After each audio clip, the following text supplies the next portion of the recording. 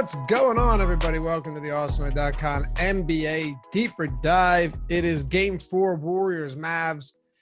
Mavs looking to hold on. Warriors looking for the sweep. Should be a good one. As always, happy to have you guys with us. I'm Dave Loughran at Laffy_D on Twitter, joined by Adam Scherer at Ship My Money DFS. And of course, today's show presented by PrizePicks. What's good, brother? How's it going, man? Looking forward to hopefully Steph closing it out tonight. Yeah, it's funny. The more I looked into this game after we talked this morning, the more I think Dallas ekes out a victory and takes it to 5 and then loses in Golden State. Yeah, I don't really disagree. Like, I don't feel strongly one way or the other. I would like it to end. Yeah. And I got in at minus 110 on the money line. It's minus 125 now. So I'm getting some value regardless of that. I mean, they're a good home team. The Warriors have had, despite how good they are, they lost in Game 4 to Denver. That's the only game they lost. Of course, they were the road team against Memphis. Well, sorry, they were the lower seed. They lost in Game 5 to Memphis without Ja. They lost by like 106 points.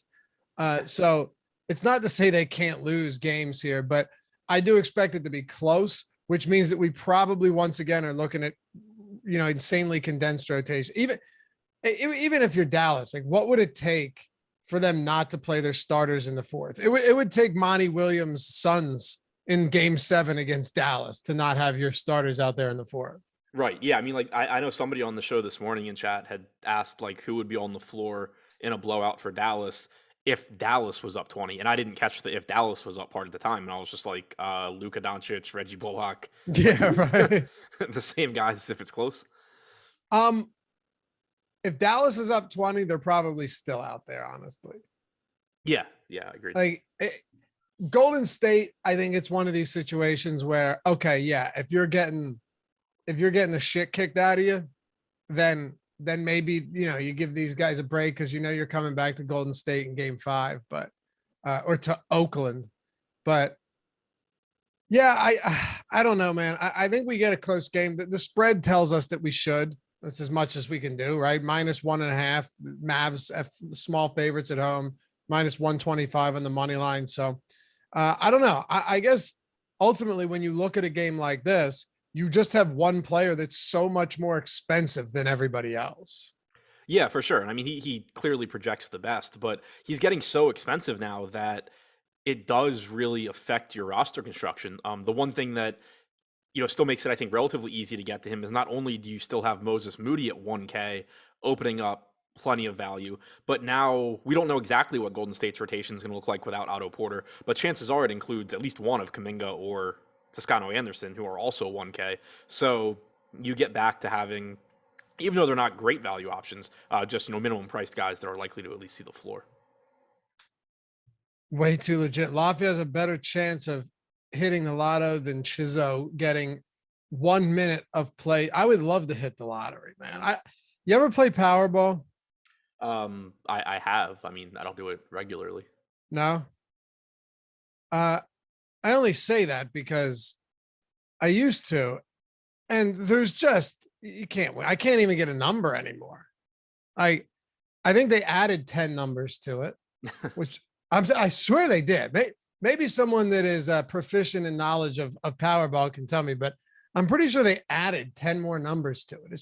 It's impossible at this point. So I don't play. Are you a scratch off guy? No, I don't gamble outside of things that I have an advantage at. No. Yeah, I don't really do much scratch offs anyway, or either. You don't gamble on it. You don't do any chance games. Like if you go to a casino, you won't spin the money wheel for a minute. If I go to a casino with friends where like I have to hang out in the casino, I'll play blackjack. Okay. Just because you think you have an edge? No, it just passes the time and slowly bleeds my money instead of it disappearing. But like the 4 days I was in Vegas, I didn't gamble at all. You'll never dabble on a slot machine here and there? No, if I'm gonna play something I'm gonna lose at, it needs to at least entertain me a little bit. Oh, slots are too entertaining, man. One might say addicting. Yeah, slots are the worst. Oh, it's so bad, especially when they're on your phone. Oh yeah, I forgot you have that issue with the. Bro, I was sitting in bed the other night doing $38 spins. And let me tell you, that adds up quick, Yeah. real quick, real quick. And then I'm like, I'll only go down to this number, right? You know, it's this mental thing. I know Ben's the same way. Ben and I are real weird when it comes to that, like having to level out like even numbers, you know? And once you hit that number, you're like, okay, I'll only go down to this number. So I haven't played him in a long, that's the first time I played him in a long time. I've been doing pretty well. I had a rare moment of a rare lapse in judgment. And let's just say it didn't end well. But hopefully tonight ends well. We only got one game, but we got a solid showdown slate, game 4. And once again, happy to have you guys with us. Hit that thumbs up if you haven't done so yet. We would love to have you subscribe to the channel as well. We just hit 77,000 subs. Appreciate you.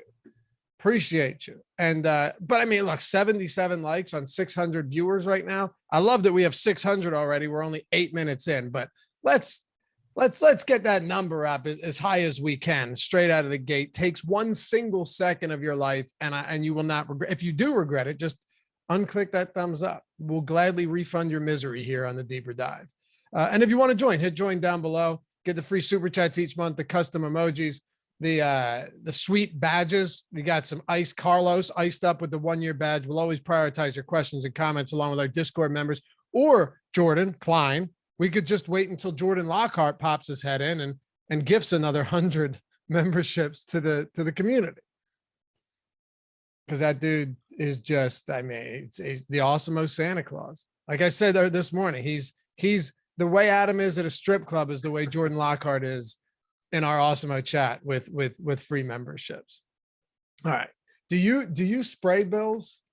Like, do you go, you don't go into a club and go and start making it rain, do you? Not regularly. I mean, so no, but like, do you do the hand motion ever? Oh, I mean, I have. It's not like have a normal.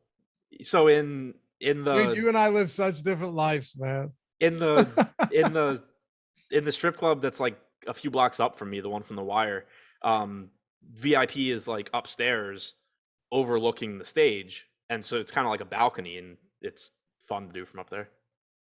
There it is, Jordan Lockhart gifts 20 right on cue. That's our boy. Good Jordan. He has to be in at least what, $500, Jordan, in the past week just on gifting super chats. I mean, what a guy. Appreciate you, man. And if you got one from Jordan, send a thank you his way. He's the man. He's the man. All right. And I'm sure he'll do it again. So if you didn't get one, all right, let's dive into this one. First things first, let's go to Luka Doncic here, captain. We did talk about it this morning, but this is before we knew that Otto Porter was out. I know that you say often you're not terribly worried about duping lineups. You got first place yesterday. It was chopped. It had to have been what, 50 ways? I think it was 20. 20. Okay. It was like 3,000 to each, yeah, right? Yeah, it was at least, I mean, it's the second time recently that I've chopped first, but this time I at least profited a little bit, whereas last time I think I still lost 50%. That's nuts. You lost 50% on a win. Yeah, it's happened a couple of times. Like, I know it happened to Alex, like maybe the slate before that. Yeah, it certainly is possible in showdown slates. So that kind of leads to the next question, or the first question of the night, which is, with Luka, now that Otto Porter is out, how many lineups are we going to get that just are identical now that some semblance of value has opened up in Golden State? Yeah, I mean, I think you're going to see a lot here because you have more obvious value plays. Like you have Moses Moody, who played 16 minutes last game. His salary didn't increase at all, so it's a very easy piece that you can fit in to get Luka plus Curry. You have one of the Toscano Anderson Kuminga pieces that are likely to play, and gives you another really easy value piece. And then the mid-range guys on this slate, for the most part, are underpriced. It's a situation where the best value is still probably like Luka and then the punts. So you're just going to get a really similar build that way. I think, in a lot of lineups, I know I'm refreshing ownership right now, but I know earlier we had Moody at like 43% ownership.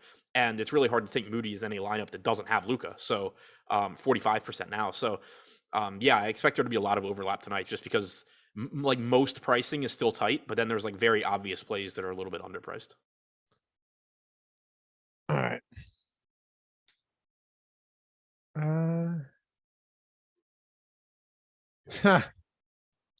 Not reading that one. All right. Okay. So I guess when we look at the rest of these lineups, let's actually, or the rest of the player pool, let's actually start with the fact that Otto Porter is out. So just setting the table here, Otto Porter, who was doubtful to questionable to out, only played 7 minutes last game, but in the 2 prior games in the series played 23 and 24 minutes. He really was one of the best value pieces that you were going to find. Him and Looney the first game, and then Otto Porter stayed cheap and Looney's price came up. So, I mean, with him being out, does ownership seem to reflect what you're thinking today, just in terms of who should be getting the benefit of, like, Moses Moody right now is the 3rd highest projected owned player. He's $1,000. Once you get past Moody though, and this is almost speaks to exactly what you were explaining this morning. So this sets us up nicely. Actually, for once we get to talk about something different, but actually build on what we were talking about this morning. Kuminga, Juan Toscano-Anderson, 12 and 11% respectively. Nemanja Bjelica is 4% here. And I think ownership projections are free today. Yes, NBA ownership projections free at awesemo.com if you want to follow along. Same with MLB owners. Actually, that doesn't matter. PJ Top Golfers, though, also free. Anyway, that's a long way of saying, how do we break down the value here with one of these guys in Moses Moody exponentially higher than everybody else?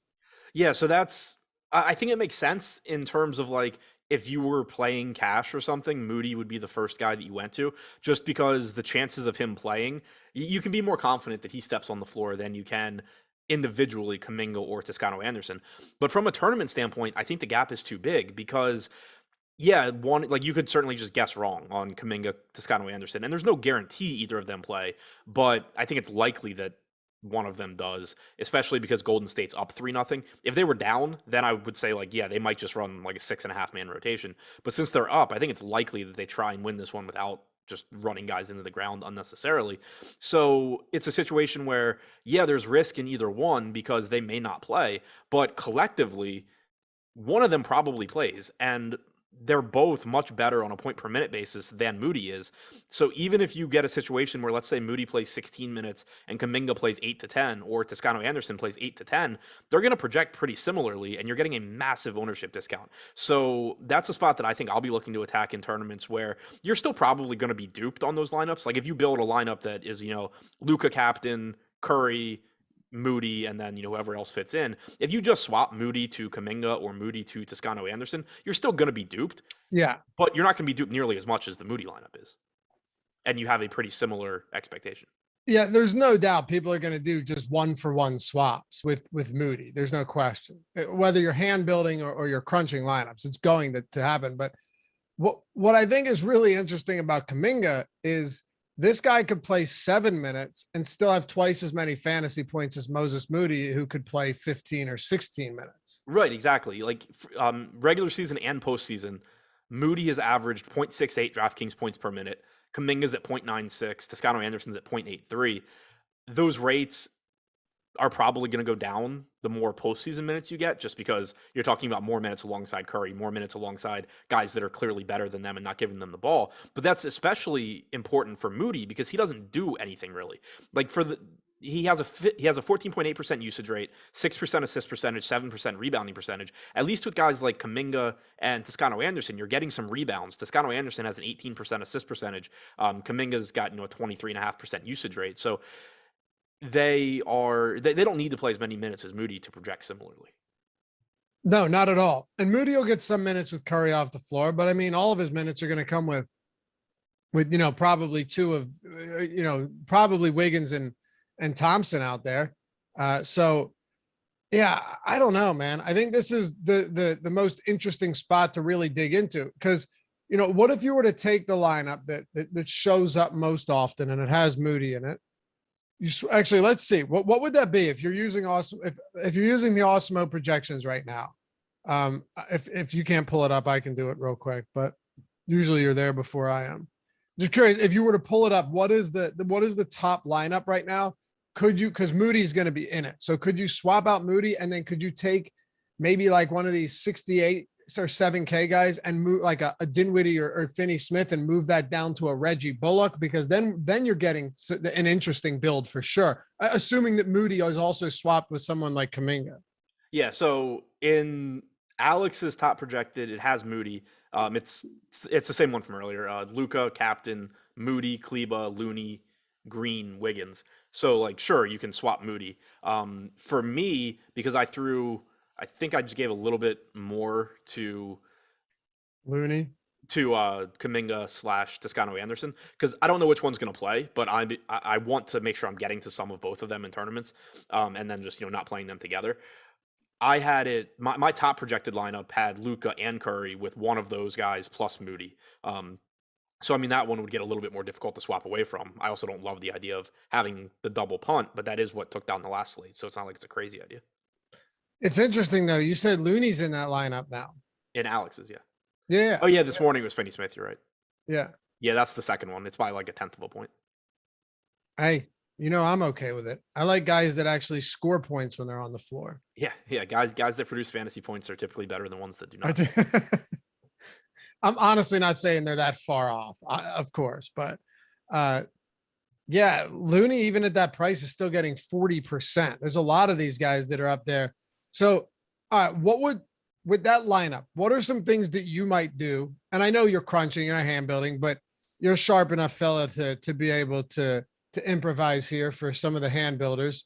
What would you do differently if you're swapping Moody out? Is there anything else that you think looks interesting, even if it's not one specific thing, but maybe a certain player or a group of players that you could get a little different with? You mean other than the 1v1 swaps? Yeah. Yeah, I mean, it's kind of tough. I almost think that I would rather, if I'm not going that route, I would rather just like build the lineup completely differently. Because like I guess you can kind of swap around other guys. Like if you dropped Draymond to Finney Smith, you can go Wiggins up to like Clay or Brunson or something if you wanted to. Obviously, swaps like that are fine. But also, if you wanted to say, okay, like there's 3 1K guys that are projected to be 10+% owned today, then you also have, 4, because you have Ntilikina as well. That's, a large percentage of the field that is building that way. Then you also have 19% going to Powell. You have 14 going to Bertans. You can kind of just be different by going cheaper at captain maybe, and then playing, Luka, Curry at utility and hoping you get a good game from whoever you go to a captain, whether it's like Bullock or Dinwiddie or something like that. Hey, Malachor, thanks, man. Just gifted 5 memberships to the community. 5 people I've never heard of before. No, that's okay. I probably have. We've probably communicated on Twitter or something, but some people don't talk. Some people just like to lay low and lurk in the shadows. I'm cool with that as well. As long as you hit that thumbs up, I don't give a shit what you do. And keep one thing watching. I wanted to mention, because I saw it come up in chat, and I lost it, but I don't remember who said it, but here it is. Nope, that's not it. Somebody said, Tim D said, you don't need to play a 1K guy. They could all go for under 5 points.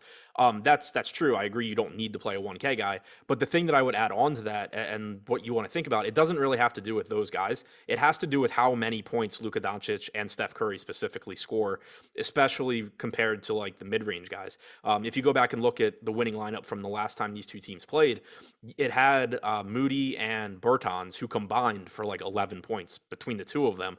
But the reason that ended up being the winning lineup was because Luka went for nearly 100 at captain, and then Curry had a massive game. So you needed both of those guys. You needed Luka at captain. You needed Curry in your lineup. It didn't matter that the 1K guys both sucked. It was just a matter of you need those guys plus a couple more of the mid-range pieces. So I agree that like you definitely like you don't have to play a 1K guy, but for you to win without a 1K guy, you probably need a disappointing game from at least one of Luka or Curry. All right, I think that's actually a really good segue into the next conversation. We're doing things differently on these. We got to mix it up once in a while, right? Like we can't just go team by team every single day. That gets boring, and we're men of the people here. But first, PrizePicks. If you haven't checked them out, you get $100 first match deposit bonus when you sign up using the promo code Awesemo, AWESEMO. Very cool format over there where you can 10x your entry fees and 5-player lineups. When you hit all of them, you're just selecting player props, right? No juice on either side of these props, which is where you can find a legitimate edge using Awesemo's free PrizePicks NBA prop tool. That's right. Free every day of the week, 365 days a year. To make those selections, or you can use Odd Shopper to compare it against the industry, against the other books as well.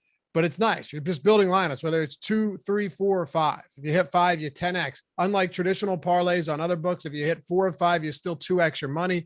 You even make money back if you go 3 of 5 over there. So a nice way to sustain that bankroll. If you use the link in the description or just download the PrizePicks app in the App Store or Google Play Store, use that promo code Awesemo when you sign up. You'll get a first match deposit bonus of $100.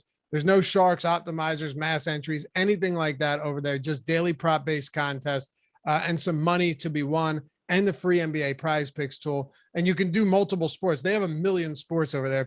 If you're fluent in many sports, you can take that lineup. We'll call it a lineup, kind of, really a parlay. And you can do MMA, you can do basketball, baseball, whatever you want for the same build. Very cool stuff.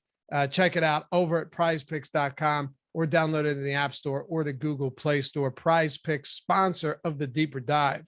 All right. This doesn't have to do with basketball, but I know you'll appreciate it. I'm sure I will. I hadn't looked at what I played for MLB yet. And so while you were talking, I was pulling up my exposures and I saw that Texas was like my highest owned stack in the aggregate. And I'm like, oh, okay, I wonder who they're facing. And I look, and it's against Noah Syndergaard. So I'm sure you know how happy that makes me. Who did we call him? What player do we? Kawhi, but it was before Kawhi turned into Kawhi. No. Wasn't it?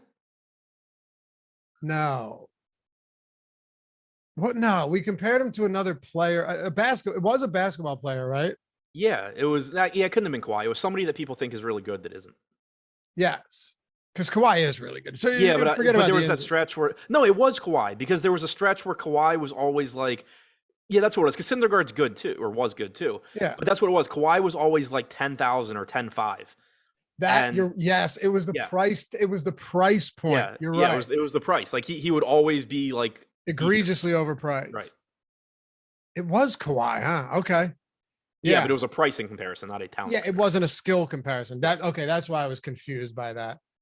So how did they start? Did that game start? No, it hasn't started yet.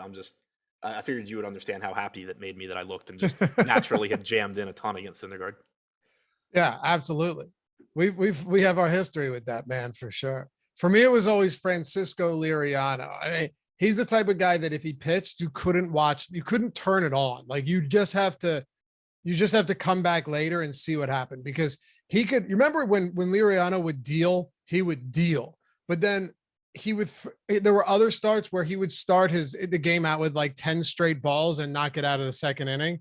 Oh yeah, you knew right away if you were getting the good right away start or the bad one, which I guess was a good thing, right? Like there was no waiting game. There was no second time through the rotation he gets blown up. He's either going to cruise or he's going to be complete toast.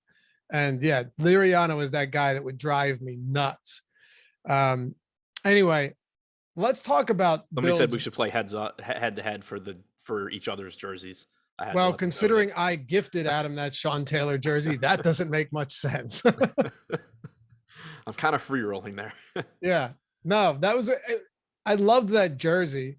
My dad actually got that jersey for me. But it was just, I was a Taylor fan, but I figured it sat in my closet and I can't really hang that next to all the Philly gear. So I figured I'd give it to somebody who would appreciate it. Yeah, I mean, no, I did, because I have one, but it's covered in wing sauce. So right. That one was. I think it might have had a stain that I washed out, but I never wore it. You spent a while. Yeah, you'd messaged me that there was one in there, but granted, I've had it since I was 20 or something, right? And it was never worn, so it was probably when I'm moving or whatever, moving something around. But it's a brand new jersey. Yeah, my dumbass wore my white Sean Taylor jersey when I was waiting tables at a sports bar, just getting shit all over it. Yeah. Kid Catastrophe Laffy, what's your favorite Philly team to boo? God, I don't know. All of them? That's a good question. Like, okay, for all your favorite teams, which is the easiest to boo? to just get pissed off at? Oh, I mean, for me, it's easy. It's The the Wizards? Commanders. Who? Commanders. Oh yeah, that's the football team. Yeah. The You're like, who? Like soccer? I meant they're the football team, not I meant like they're in the not the stupid name they had before that. Yeah. But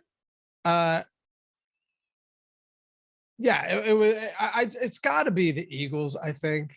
But the Sixers are not far behind. Like playoff Sixers are absurdly easy to boo for sure. For sure. Yeah. Yeah, Sean Taylor almost killing the punter in the Pro Bowl was great. Normally I can remember who it was. I'm blanking on it right now though. I don't remember. Did you see they were finally saying did you see they were fine? And I have a good question for tonight's slate in a second, but the problem is the chat just gets us going. Did you see that Ian Rappaport is tweeting today about how like the Pro Bowl doesn't work and they need to do something about it? Yeah. The Pro Bowl? Yeah. First of all, obviously it doesn't work. It's shit. It's utter shit. And anybody that nobody enjoys that. Do you think honestly, if you walked around Baltimore or walked around anywhere, even a football town and asked 100 of them if they enjoy the Pro Bowl, how many do you think would say yes? I mean, none. It's more of a question: do you watch it or not? Like, do you suffer through it? Right, but it's not enjoyable. The NBA All-Star Game has figured things out, and it's funny because that was done more so as a tribute to Kobe at first, right? It was the Elon ending, but it was 24 points in the fourth quarter, and it has completely revolutionized the way the All-Star Game works. Every year since they've done it, I have watched the All-Star Game. And also there's it's like $100K per quarter to like a children's charity or something. So you look like a giant asshole if you're dogging it. Yeah.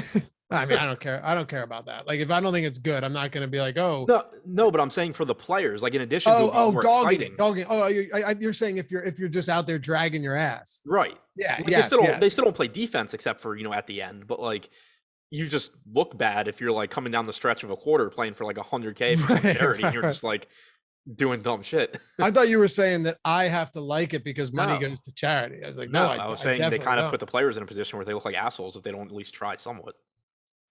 Yeah. I mean, I would just say that they gotta bring back the quarterback longest throw competition. Those were I'm perfectly on board with like, because one of the suggestions that was coming up was like, instead of a game period, just do a bunch of like skills competitions. Like stuff like that to me would be better than really any exhibition football game they're going to be able to put on. Like people were replying to Rappaport like, oh, well, you just have to bring in, you have to like not let players opt out or make it so like that they like give them some incentive to play. And it's like, no, like you're not going to get anywhere by saying like, yeah, go get pounded again in a meaningless game. Like just scrap the idea and go to like a skills competition.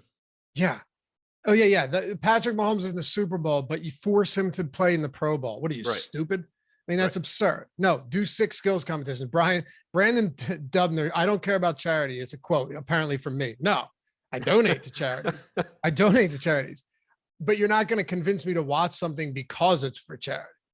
No, quite the contrary, really. Have you noticed too, you probably order everything in your house. Everywhere you go now, there's a roundup or like a roundup request, or there's a thing now like where you go in to pick up a pizza and it asks you if you want a tip for pickup because you're not getting it for delivery. Have you noticed that everywhere now? Like you're supposed to tip anyone and everyone now. It's absurd. I get stuff delivered. And I consider myself I consider myself a strong tipper when I get delivery. I always tips nicely, but handsomely, one might say.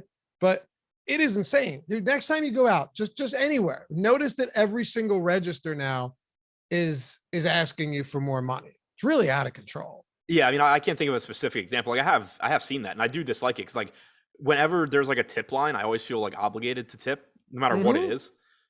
Like having worked in restaurants, and I know you did too. Like, and so like it can be, but like there are situations where like you'll be at like CVS picking up like toothpaste or something. It's like tip, and I'm like, no. Right. Like, do you want to donate? Do you want to donate like the roundup option? Fine, whatever. I don't care. And it's not the worst idea, but it's just everywhere now. It's literally everywhere now. Every single place you go to. It's nuts. It's out of control. And I have an issue with it. All right. So now it's going to be Laffy doesn't care about charity and he doesn't tip. Right. Which neither of which are true. You guys know I'm right about this, though. These people are getting brazen. That's all I'm saying. Chris Logan's right. The roundup thing is it just turns into a tax write-off for the companies. And I've seen people complain about that, but the thing is, I don't care. Like, you can use my 45 cents towards your tax write-off. I don't care. Yeah, no, that's what I'm saying. I always do the roundup. What bothers me is asking you, if you go in to pick your pizza up, asking you if you want to tip on the thing. Doesn't that seem a little counterintuitive? Like you were intentionally picking it up to not do delivery. You're doing the work. These people are already getting paid hourly. Right. But that comes back to like picking up to-go food. I still tip from like restaurants. Not that I ever do it, but like when I do. Do they deliver? Oh, that's a good point. Because I was thinking of like the restaurant like I used to work at where like people's job was to do But I tip orders. them too. I give them a few bucks always, Right. But those places don't deliver. Right. That's true. That's what I'm saying. Anyway. All right. What I wanted to ask you, we got a little sidetracked there, but that's okay. We're working through things. If you were to build a lineup without a 1K player, what are we looking at? Let's see. So one thing I will say there, because I already said like I agree that it's not like a requirement, like you don't have to force one in, but I do think this slate it becomes a little bit like last slate when basically it was just Moody or bust. I didn't really have an issue. It wasn't that scary not to have a 1K guy because it was kind of just like, all right, if Moody doesn't do anything and Luka and Steph don't both go nuts, which obviously they did, then you're in good shape. The one thing here is it's like during the regular season, when there's a difference between having like one good minimum salary play or like 5 of them, because chances are one of the 5 is going to do something. It's kind of the same situation here where individually, I don't love any of Moody, Kuminga, Toscano Anderson, Ntilikina, but there's 4 dudes at 1K that are likely to step on the floor today. There's a pretty good chance one of them does enough to be a good option. Wow. So I just removed all of the 1K players from utility using the Awesemo projections. Oh, how's it look? I didn't remove them from captain, so we now have Moses Moody at captain. No. Moody captain, Finney-Smith, Poole, Wiggins, Curry, Luka is the top projected lineup, not using a 1K utility guy. With Moody at captain. Yeah. What is it? Okay, just take the 1Ks completely out of the player pool. Okay. What do we get? And while you do that, Jorge, with a $10 super chat, thanks, brother. Top 3 captains for DraftKings, 150 lineups that are not Luka or Steph. All right. Well, I mean, I think. No, apparently Moody. No, that's if you're not using 1K utility. Oh, right. Yeah, you're right. I mean, I like Wiggins. I think Wiggins is perfectly reasonable there. If it's not Luka or Steph, I think you can make an argument for a lot of these guys. Like there's 1, 2, 3, 4. There's 5 players not named Luka or Steph that are getting 6+% ownership in the captain spot. Yeah. I like the idea of, I kind of like the idea of going to Bullock. Not that I expect him to, be the highest scorer or be remotely close, but he is cheap and opens some stuff up. Same thing can be said for Kleba at 1%. Obviously, he's been awful in this series and literally looked afraid to play basketball last game, but he's 4,200 in a price range by himself. It's not like it's not like he's not capable of getting 25 to 30 fantasy points in a game. And if he does that at 4,200, he's really opening up a lot for you at low ownership. So in tournaments, I do kind of like those guys. I'm with you on Wiggins looking pretty good. Obviously no issue with guys like Green or Looney or Brunson either, but I do just kind of like the idea of Maxey at 1%. Okay. Jordan ran a poll. What league has the best all-star game? NBA, NFL, NHL, MLB. 6% of lunatics said NFL. Yeah, that can't be the answer. 6%. No, it's not even. No, it's those people need to be banished. MLB 27%, NBA 61%. You know what else is sick about NBA All-Star Game? The DFS. DFS for NBA All-Star Game is actually sick. Like I'm not even making it up. It's actually fun, and I do think there's a lot of strategy that goes into it. It's more fun if you're not an idiot and you don't forget to bump Steph Curry's rates for the fact he's going to be getting wide open threes. I remember you DMing me that night. Like, what it was like as the game started, I was just like, oh no. I remember you DM me that night about like, dude, I have no Curry. Yeah.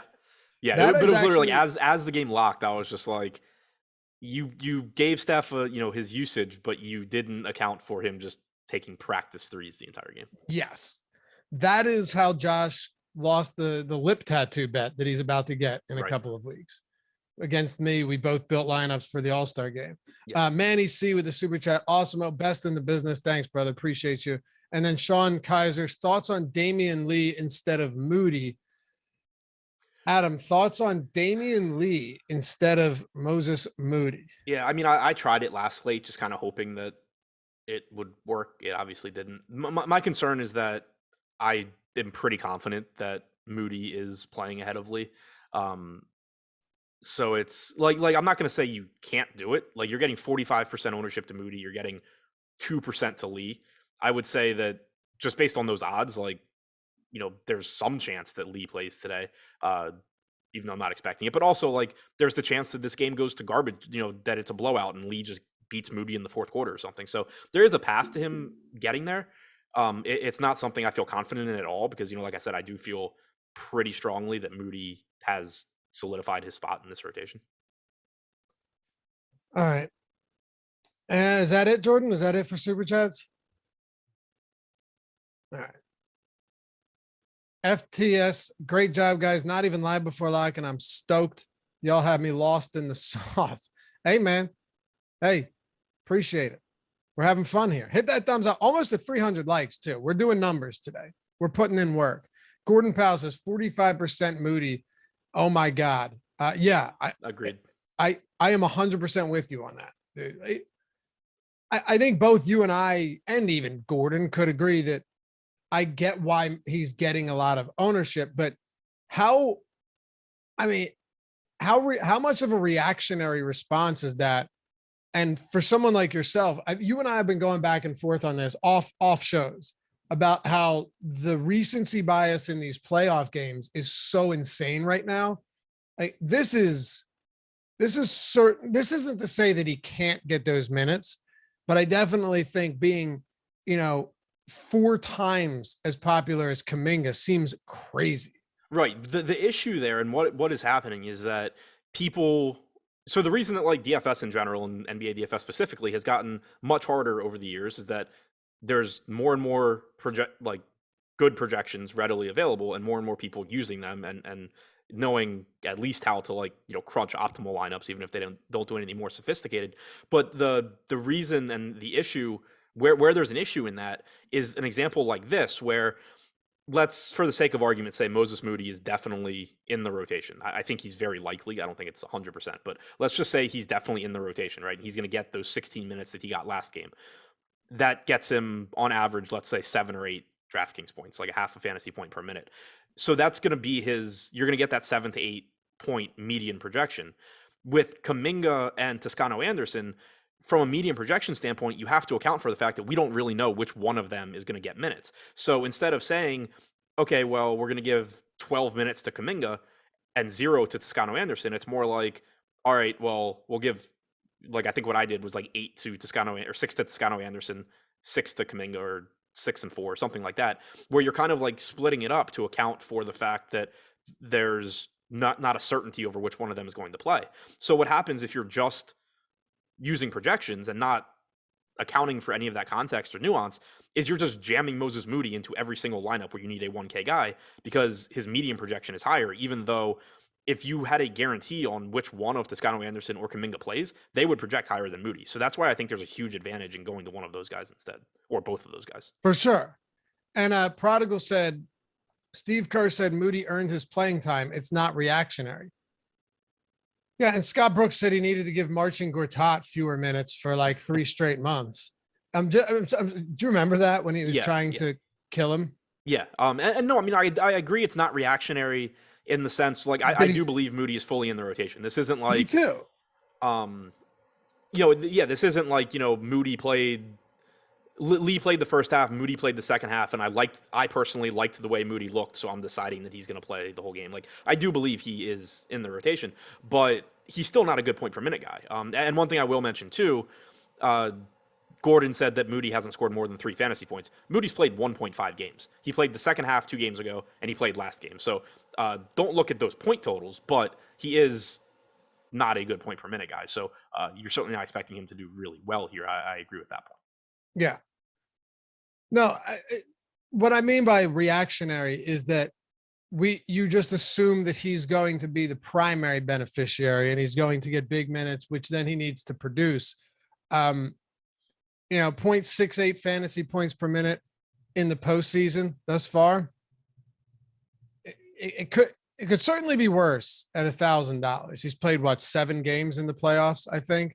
Yeah, 7 games. So I'm not saying that Moody, again, I just said this, like, I understand why he's pulling ownership, but I guess if there was ever a spot to potentially get less of than the field, it might be a guy who already doesn't produce, minutes are unstable despite the fact that he's going to be in the rotation in large field tournaments. At least I'm not talking about, smaller field stuff, but all right. Right.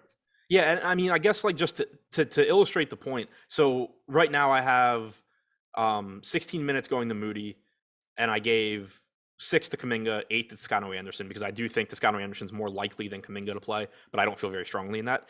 But the point I'm making is that got Moody. I have Moody at like 8 fantasy points. I have Kuminga at 5.5. I have Toscano Anderson at 6.5.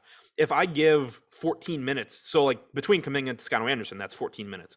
If I give 14 minutes to Toscano Anderson, he projects 3 points better than Moody does. If I give 14 minutes to Kuminga, he projects like 4 points better than Kuminga does. So it's Than Moody does. Yeah, than Moody does. I mean, so playing one of those guys, there's a chance that you take a 0, but it's the only reason that they're getting so much less ownership than Moody is people are afraid to deal with the uncertainty of which one of them is going to play. Absolutely. And maybe they don't, right? Like maybe one of them doesn't see the floor. It's possible.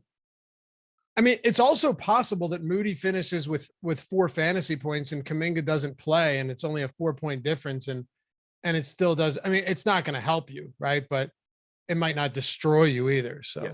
Somebody said, would you play Bjelica? So I think in terms of if things go according to plan for Golden State, I feel pretty comfortable that Bjelica's the 3rd guy that I would expect to play behind Toscano Anderson and Kuminga, but still a 1-game slate, still a good point per minute guy, only getting 4% ownership. Where I think there's some merit would be, so like if Draymond doesn't get in foul trouble, if Looney doesn't get in foul trouble, again, I think one of Kuminga or Toscano Anderson probably is playing. But let's say Draymond gets in foul trouble. Let's say Draymond and Looney get in foul trouble. Like if Bjelica finds his way into a few minutes, he's still good.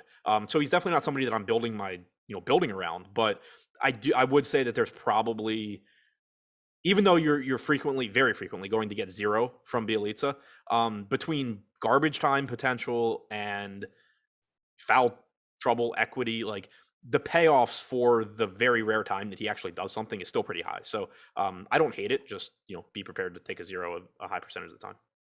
Let's talk about Reggie Bullock too. You mentioned him as a potential guy that you could throw into the captain spot. I mentioned him on my betting video today over at Odd Shopper channel. Check that out. Hang with me Monday through Friday. It's a nice solid 10-minute video. It's a nice dumper video, right? Sitting on the turlet and you watch a video. That's the way to do it. I mean, Jordan Klein, when you go in and you fire one off, do you sit and scroll a little bit? Yes, certainly, like every time or occasionally. Yeah, no, I scroll. Okay, yeah, we all do, right? 100%. Is it weird that if people don't do it? I think so. Yeah, I think so too. I think so. I mean, I remember the days where I'd be grabbing a shampoo bottle and reading the back of it before phones existed. You'd have like a Sports Illustrated article or a magazine. You don't even recall those days. But for me, and then it turned into you're playing Snake on the Nokia block phone when you're 14 years old. But times have changed. Now you can do whatever the hell you want. You want to watch a movie till your legs go numb and then you fall into the wall when you stand up? You can do that too.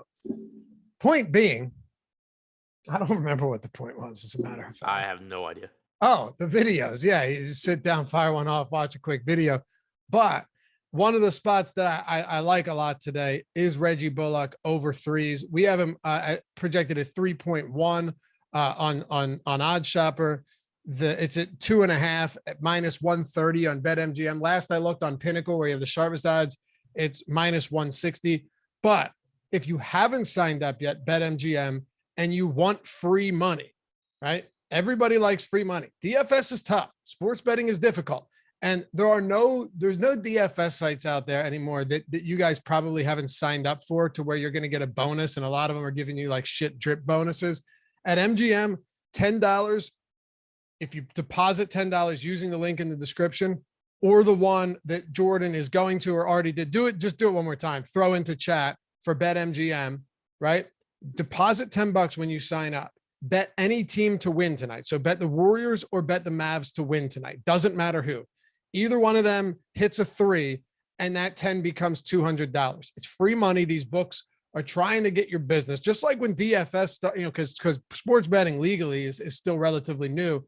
Just like when DFS started, they were doing anything to get you over there. They'd give you huge bonuses. Take every bonus that you can get. Literally, the best way to get set up in sports betting, even if you don't thoroughly enjoy it yet, is to take advantage of every promo that you can get. This is a good one. Use the link, sign up, deposit 10, only has to be $10. Put that 10 on either team to win. When one of them hits a 3, that 10 becomes 200 over at BetMGM. But yeah, use the link in the description, or the one that Jordan just threw in the chat. All right, man. So let me ask you a question. Reggie Bullock today. We talked about it this morning. And the reason I like over 2.5 threes is because his shot volume from beyond the arc has been significant. And he's actually hit 3+ threes and 2 of his last 3 and 3 of his last 5. Last game, he was terrible, but he's going to play 40+ minutes, barring any foul trouble or blowout. Yeah, I find them pretty interesting. And to clarify, you did not ask a question there. You just read off a bunch of numbers about Reggie Bullock. But well, I started with a question, and then I just kept talking. You started by saying you were going to ask a question, and then you just gave me some information. So what do you think of Reggie Bullock tonight? I do find him interesting, just because there's not a lot of by now. You know how this works by now. I mean, a lot of them are not questions; they're just statements, really. There's not a lot around him in that price range, which makes him interesting. And like you said, he's going to play a lot of minutes. He played 39-40 minutes last game. He's averaged about 40 minutes per game in the series. It shouldn't surprise anybody if he played like 44 tonight in an elimination game.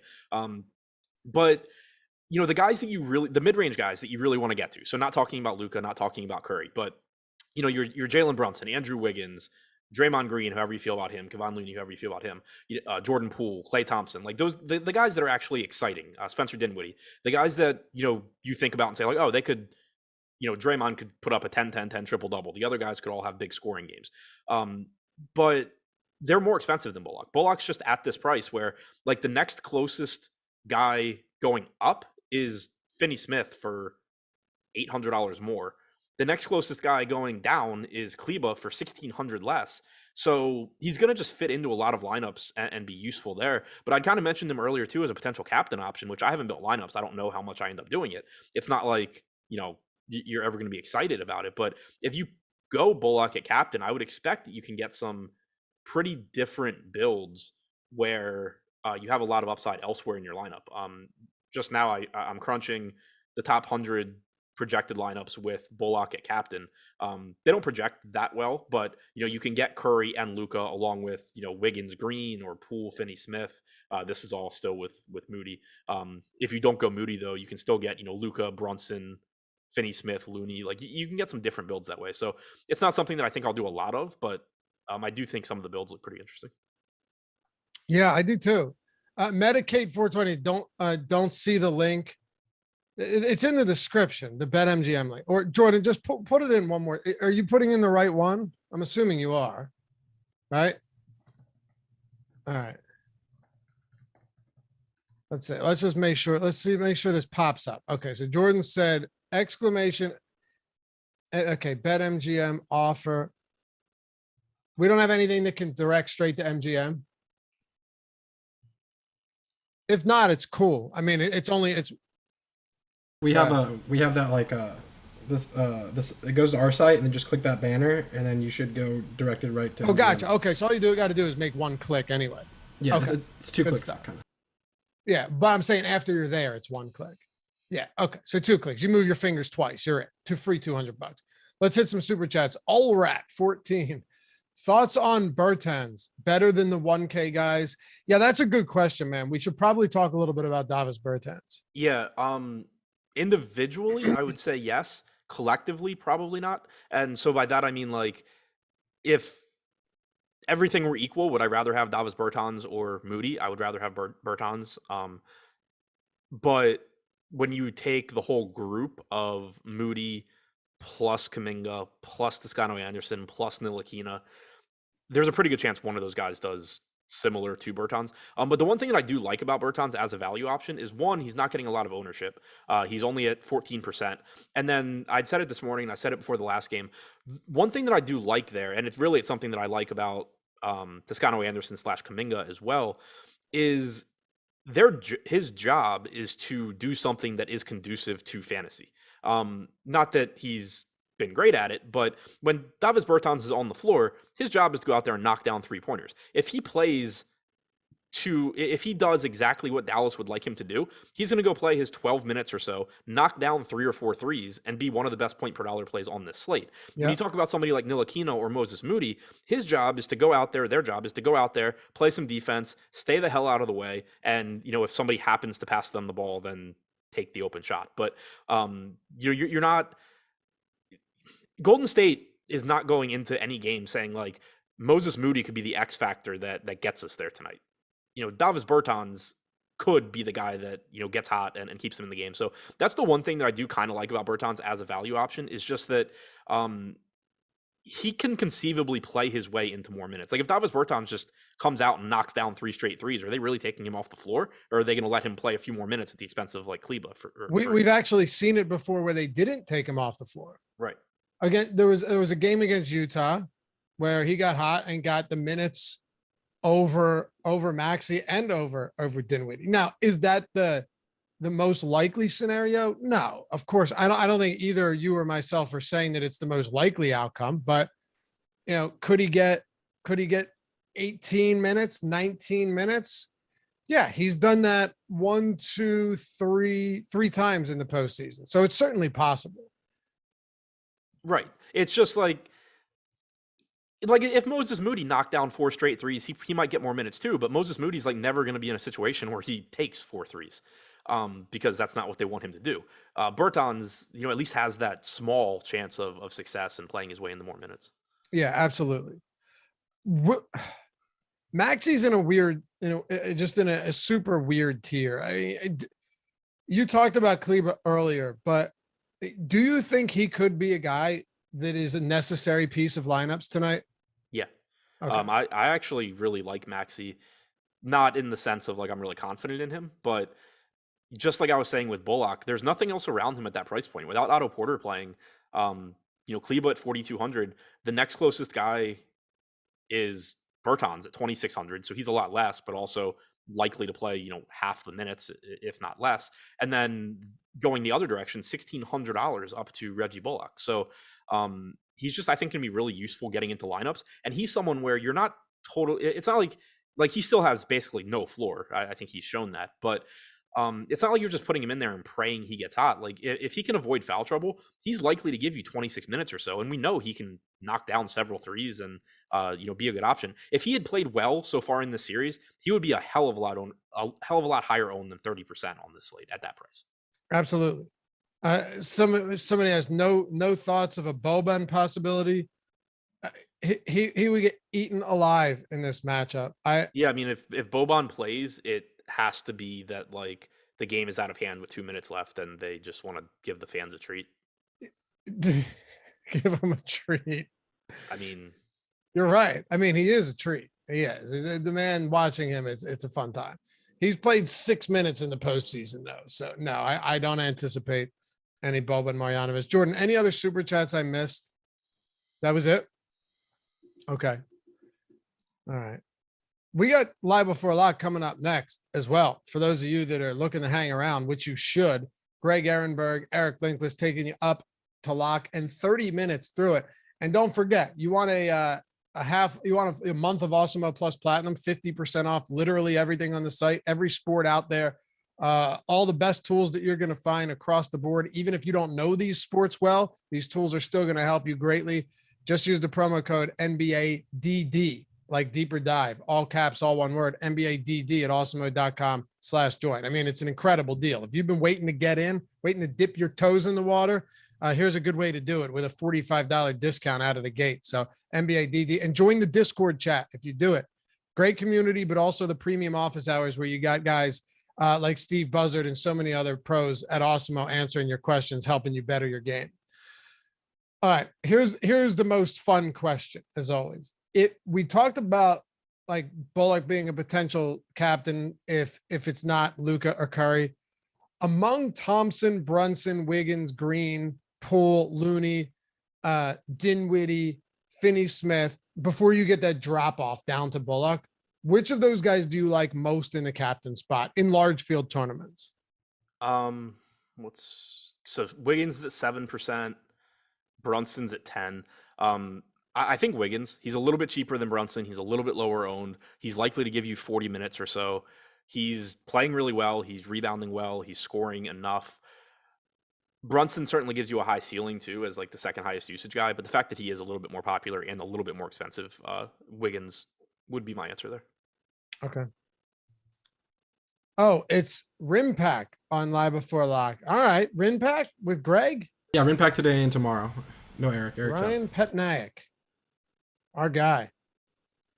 He's fun. Man's gotten pretty good at shows lately too. I got to say, the growth, the progress, I am impressed. Plus, he wins a lot of DFS. Should be a good show coming up in just a minute. Last thing, Adam, before we go. If you're going with the value guys, are you willing, because we mentioned it this morning on the strategy show, that last time these two teams played in game 3, the optimal lineup, and of course, well, the winning lineup, which was also the optimal lineup, it was a solo win, correct? Yep. And it had, was it Bertans and Moses Moody in it? Yes. I think that was it. Yeah. So it had a 1K guy. And then that game, Bertans was 2,600. So close to 2 minimum salary guys. Is that approach viable for you tonight? Yeah.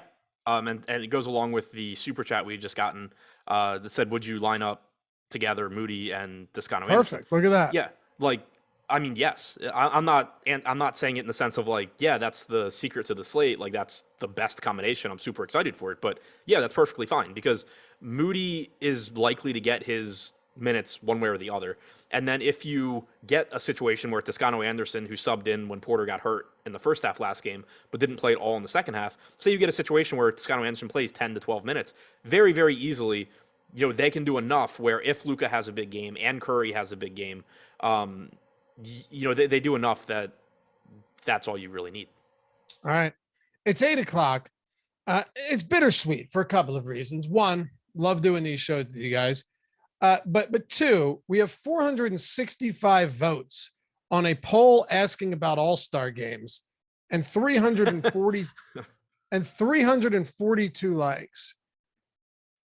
So some of you just hate us. But I mean, if you answered the poll, atone for your sins, hit that thumbs up while you wait for Live Before Lock, show some love around these parts. Since Josh wasn't in chat today for everyone to talk shit to him, go ahead and use the like button as a way to voice your displeasure for Josh. Dude, if Adam's getting in on this, if Adam's getting in on the campaign to get some, like, of course it comes at Josh's expense, but if Adam's getting in on this, you must hit that like button. This is unprecedented. This is the first time in the 4+ years I've done shows with him that he has come and we have. I did it one other time. I think we got to like 800. Oh yeah, that might have been our best day ever. But see what just happened, man. We're up over 400 likes already. You guys are the best. We'll see you back here soon. Have a great rest of the night. Peace. All right, it is that time once again. Ben Razza here with Odd Shopper, bringing you my best bet of the day on this Tuesday. What is it, May 24th? That's right, May 24th from the sports world. We're going to talk a little about last night. We're going to talk about some ways to make some money, and then we're going to try to dig in and see where is the best bet coming from today. If you're hopping into the channel for the first time, checking us out, you want to support us, hit the like button. Subscribe to the channel. We've got a ton of content each and every day. Last night, mercifully, the Panthers series has ended. I cannot get into any more trouble with them. 49 shots, 0 goals. When you bet the over 6, that is not going to work. It was a disaster. We turned the page, though. You know what? Whether you lose by a half, Vin Diesel, Fast and the Furious, whether you lose by half a point or 10 points or 50 points, it doesn't really matter. You take the loss, you move on, you find a better bet today, and that is what we're going to do here. Not going to hockey. I am going back to the hoops. I'm going back to the Warriors Mavericks series. We're on this game on Sunday with the total. Worked out well. Not going to a total here. I'm going to a side, but I've changed it up a little bit.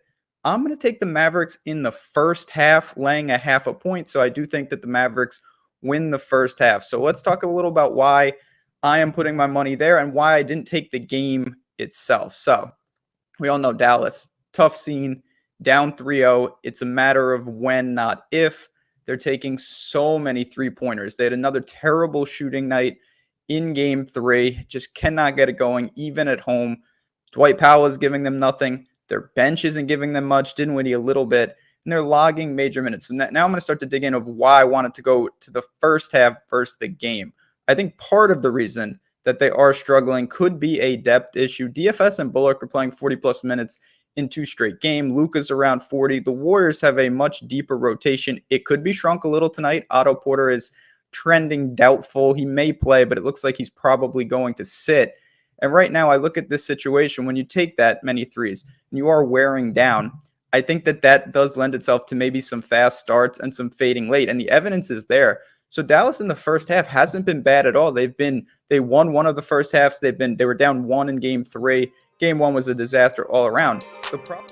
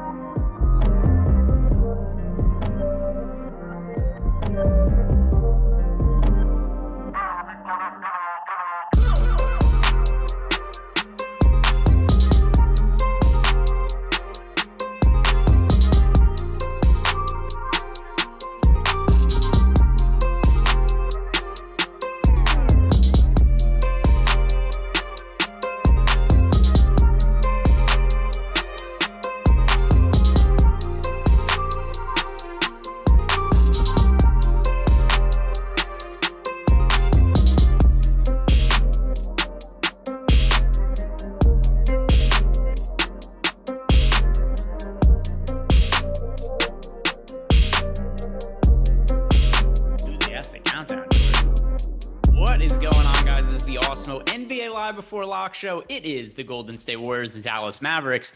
The spread, very tight. Mavericks only favored by 1 game, but as we have seen throughout the playoffs, that does not mean that the game will be competitive. We are sponsored by PrizePicks today. If you guys did not like the video for Loughran and Adam, now is the time to like it. For Ryan and myself, so like the video, subscribe to the YouTube channel. So Ryan, we have this one game to talk about. You and I talked about the other day also, but I want to ask you before we start, what do you attribute all of these blowouts to? Because it seems like every game is decided halfway through the first quarter. Yeah, it's the 3-point shot, right? It's if a team shoots 50% from 3 and the other one, let alone just shoots 40 or even 30, like high 30s, you're immediately down double digits. So it's the 3-point shot. The team that gets hot from the 3, we're seeing kind of not the Mike D'Antoni offense running in Dallas, kind of Luka being the Harden alpha and then just kicking it out is kind of what's happening with the Jason Kidd offense here in the playoffs of late. Yeah, teams are just living and dying by the 3. Miami gives up a ton of 3s to guards. We're seeing that knockdown for those guys. So when a team gets hot from 3, they're going to blow the other team out more likely than not nowadays in this stage of the NBA. Yeah, we've seen a lot of it. And I mean, I don't know that there's anything. I know a lot of people have been bringing up. I've seen it on Twitter, which is I wanted to start just by asking about it because there have been so many crazy non-competitive games, and a lot of it's a fluke too. You know, we see stuff, something happens a few times in a row and everybody just thinks this is what things are now. If somebody has a couple bad games, they suck. If somebody has a couple good games in a row, they're the best player ever. And it kind of goes the same now where everybody's having these complaints about the NBA playoffs. It's like, well, the games are terrible. They're not competitive, which to this point has been true. Doesn't mean it won't be the case going forward, but do you think there's any kind of rule change or anything that could be changed that could make these games a little bit more competitive? Or should we just kind of say like, hey, this is what's happening right now. It's not a big deal. It's going to even out. More competitive. I like the G League. I believe the G League has a 10 foul limit. I do think foul trouble at times really hampers the team. I don't like fouls. I think foul limits are pretty lame. I think, sure. It's kind of like, it just ruins the product, right? Let's say Luka gets 3 fouls in the first 5 minutes. Like the NBA wants fans to like Luka, right? The NBA wants their best players to be on the court more often. And I think if you let go of the foul limit, I do think that will increase the productivity of the team when their best players are on the court more. So, and I think that's one rule change I'd like to see. Maybe we see the 4-point shot in our lifetime. Maybe, unlikely. I'm not sure. Yeah, I'm for it. Change 10 fouls, change it to the Jaren Jackson rule, and let's party. Make Jaren Jackson the MVP because Jaren Jackson will be NBA first team All NBA Super Max like every single year. That would be the best thing for him. Like, and then he'd be an elite player. He'd be like a 12K player on DK. It'd be great. Imagine for DFS, we didn't have to worry about foul trouble. I mean, as is, I thought Jaren Jackson Jr. should have made the All-Star game this year. I thought Andrew Wiggins shouldn't have made the All-Star game, but we're about to break down this game, which includes Andrew Wiggins. But let's start at the high end where, once again, Luka Doncic is on a tier of his own when it comes to pricing. He is 14,400 in the utility spot over on DraftKings. FanDuel, where there's only one price across the board. He's the pretty prohibitive, most likely guy to play at MVP. If you're building a bunch of lineups, the only reason to go underweight to Luka would simply be for ownership reasons. It certainly wouldn't be best based on any kind of projection basis. But Ryan, same question I asked you the other day when it comes with Luka in this game. How high of a priority is he for you in your lineups? Yeah, so we got to look at this situation right now. We've pivoted all the way to game 4. A lot has changed since then. Luka Doncic, obviously game 1, they're coming off that 7-game series against Phoenix. They win. They came out rusty. They were tired and had tired legs, and it clearly showed in that first game. The blowout happened. But since then, Luka Doncic has been amazing. I was lucky enough to see Luka live in game 2 in the Bay. That boy is a thick boy. He's thick, like 3C's thick, just like how Jordan Clan likes him. So I think, or as Charles Barkley would say, though, San Antonio woman. Big old woman. That's how that's what he says. That's what he says. So yeah, Luka is he's a big dude. And he's a lot bigger live than he's on television. And just because of like the way the TV angles are. But yeah, he was a pleasure to watch. But he's just going to be on the court for barring any foul trouble injury, mid-40s minutes, honestly. Look, he played 40 last game. I think he's going to maybe play 41, 42. Look, they're only going to win the game if Luke has, 50-point triple-double. I mean, what else is he going to do? He's averaging like a 40-point triple-double, like it feels like. So Luke is great. I mean, I can't fault anyone to play him. Megastar, MVP, captain. If you can make Luka happen, go for it. As we saw in game 3, Luka just poured it on the 4th, and he was the optimal captain as the guy took home first and second, I believe, on a huge payday for forget what the username was, but an amazing lineup to come out on solo with a Luka captain lineup out of all lineups.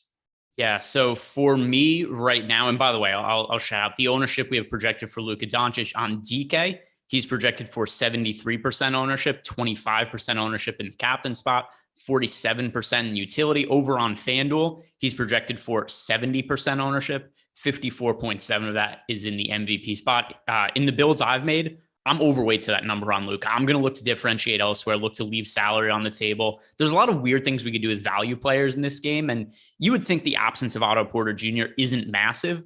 It kind of is for a 1-game slate. And it opens up a lot of, like I said, kind of different looking 1K or cheap value options from the Warriors. And that does a couple of things for me. Number one, it makes it easy to pay up for Luka. But then number two, also, I think we could differentiate with some of our cheap guys and make some different looking lineups, even with Luka in them. So I'm going to be paying up to Luka quite a bit. Does the ownership scare you off at all?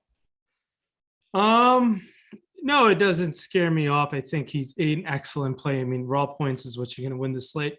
Now, if you do find builds where you like a balanced build for some reason and you draw out the game script that Luka's more of a facilitator and his secondary options on Dallas get going, that being a Brunson, that being a Finney Smith or Bullock, getting hot from 3.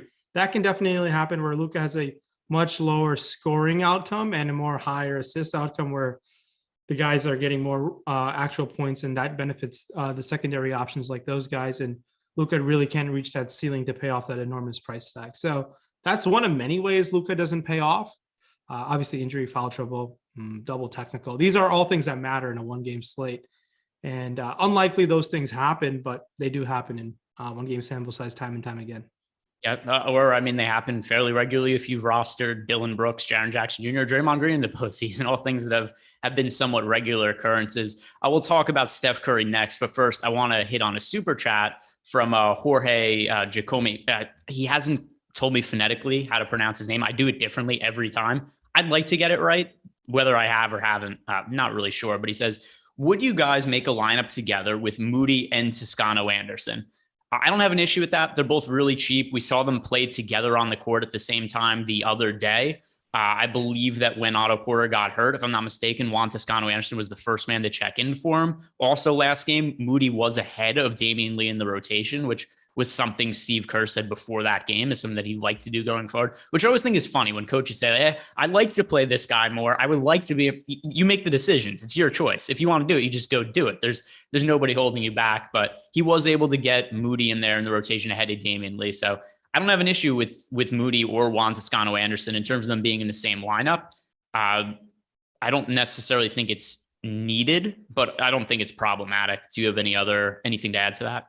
Yeah, it's all right. It's not something that I'm actively doing to like force in. And if it kind of falls on it and I like the captain that's in the lineup, I'm okay with it, because if you know that captain, you definitely are in the right way there. And those guys being 1K guys, can both of them put in 10 fantasy points in very limited time? It happens. Maybe it happens. If this game were to play 100 times, maybe a handful of times it happens. And all you need is one, right, to happen, and you're up there at the top. So I'm not sure how unique it is. I do think people will land on that a little bit more often than you think.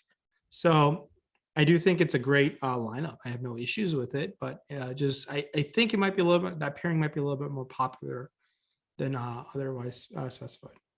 Yeah. So right now, in terms of ownership projections, and I assume that was a DraftKings question, not a FanDuel question, because FanDuel, I do not find that to be a necessary or really good combination, just because you'd be leaving so much salary on the table at that point. I think you're cutting into your upside. So assuming that was a DraftKings question, which if I remember correctly, the previous questions we've gotten from Jorge, he has specified that they're DraftKings. So I'm pretty sure that's the case. But Juan Toscano Anderson being $1,000 on DK right now, projected for 12% ownership. Let's see, where is Moody at? Moody's projected to be one of the most popular plays on the slate. He is projected for 41% ownership, so much different looking than I believe the 8% he had last slate. So Moody is certainly going to be really popular, but Juan Toscano Anderson a little bit less so. Let's get back to talking about Steph Curry. And here's just how I've approached this series. I really highly prioritized Luka Doncic in all of these games, which generally has meant this. The opportunity cost is I can't get to as much as Steph Curry. This slate is different, however, and the main reason is because we have Moses Moody available to us, because we have this additional Warriors value with the absence of Otto Porter Jr. I'm able to prioritize Steph Curry a little bit more in this game than I have in other games in the series. So when you are building your lineups, how does Steph Curry fit into the mix relative to Luka Doncic? Steph Curry looks pretty fantastic. DraftKings, where you get the 3-point bonus. If they pull off the sweep today, more likely the Western Conference Finals MVP. I believe we recommended you. I take no credit. That's you.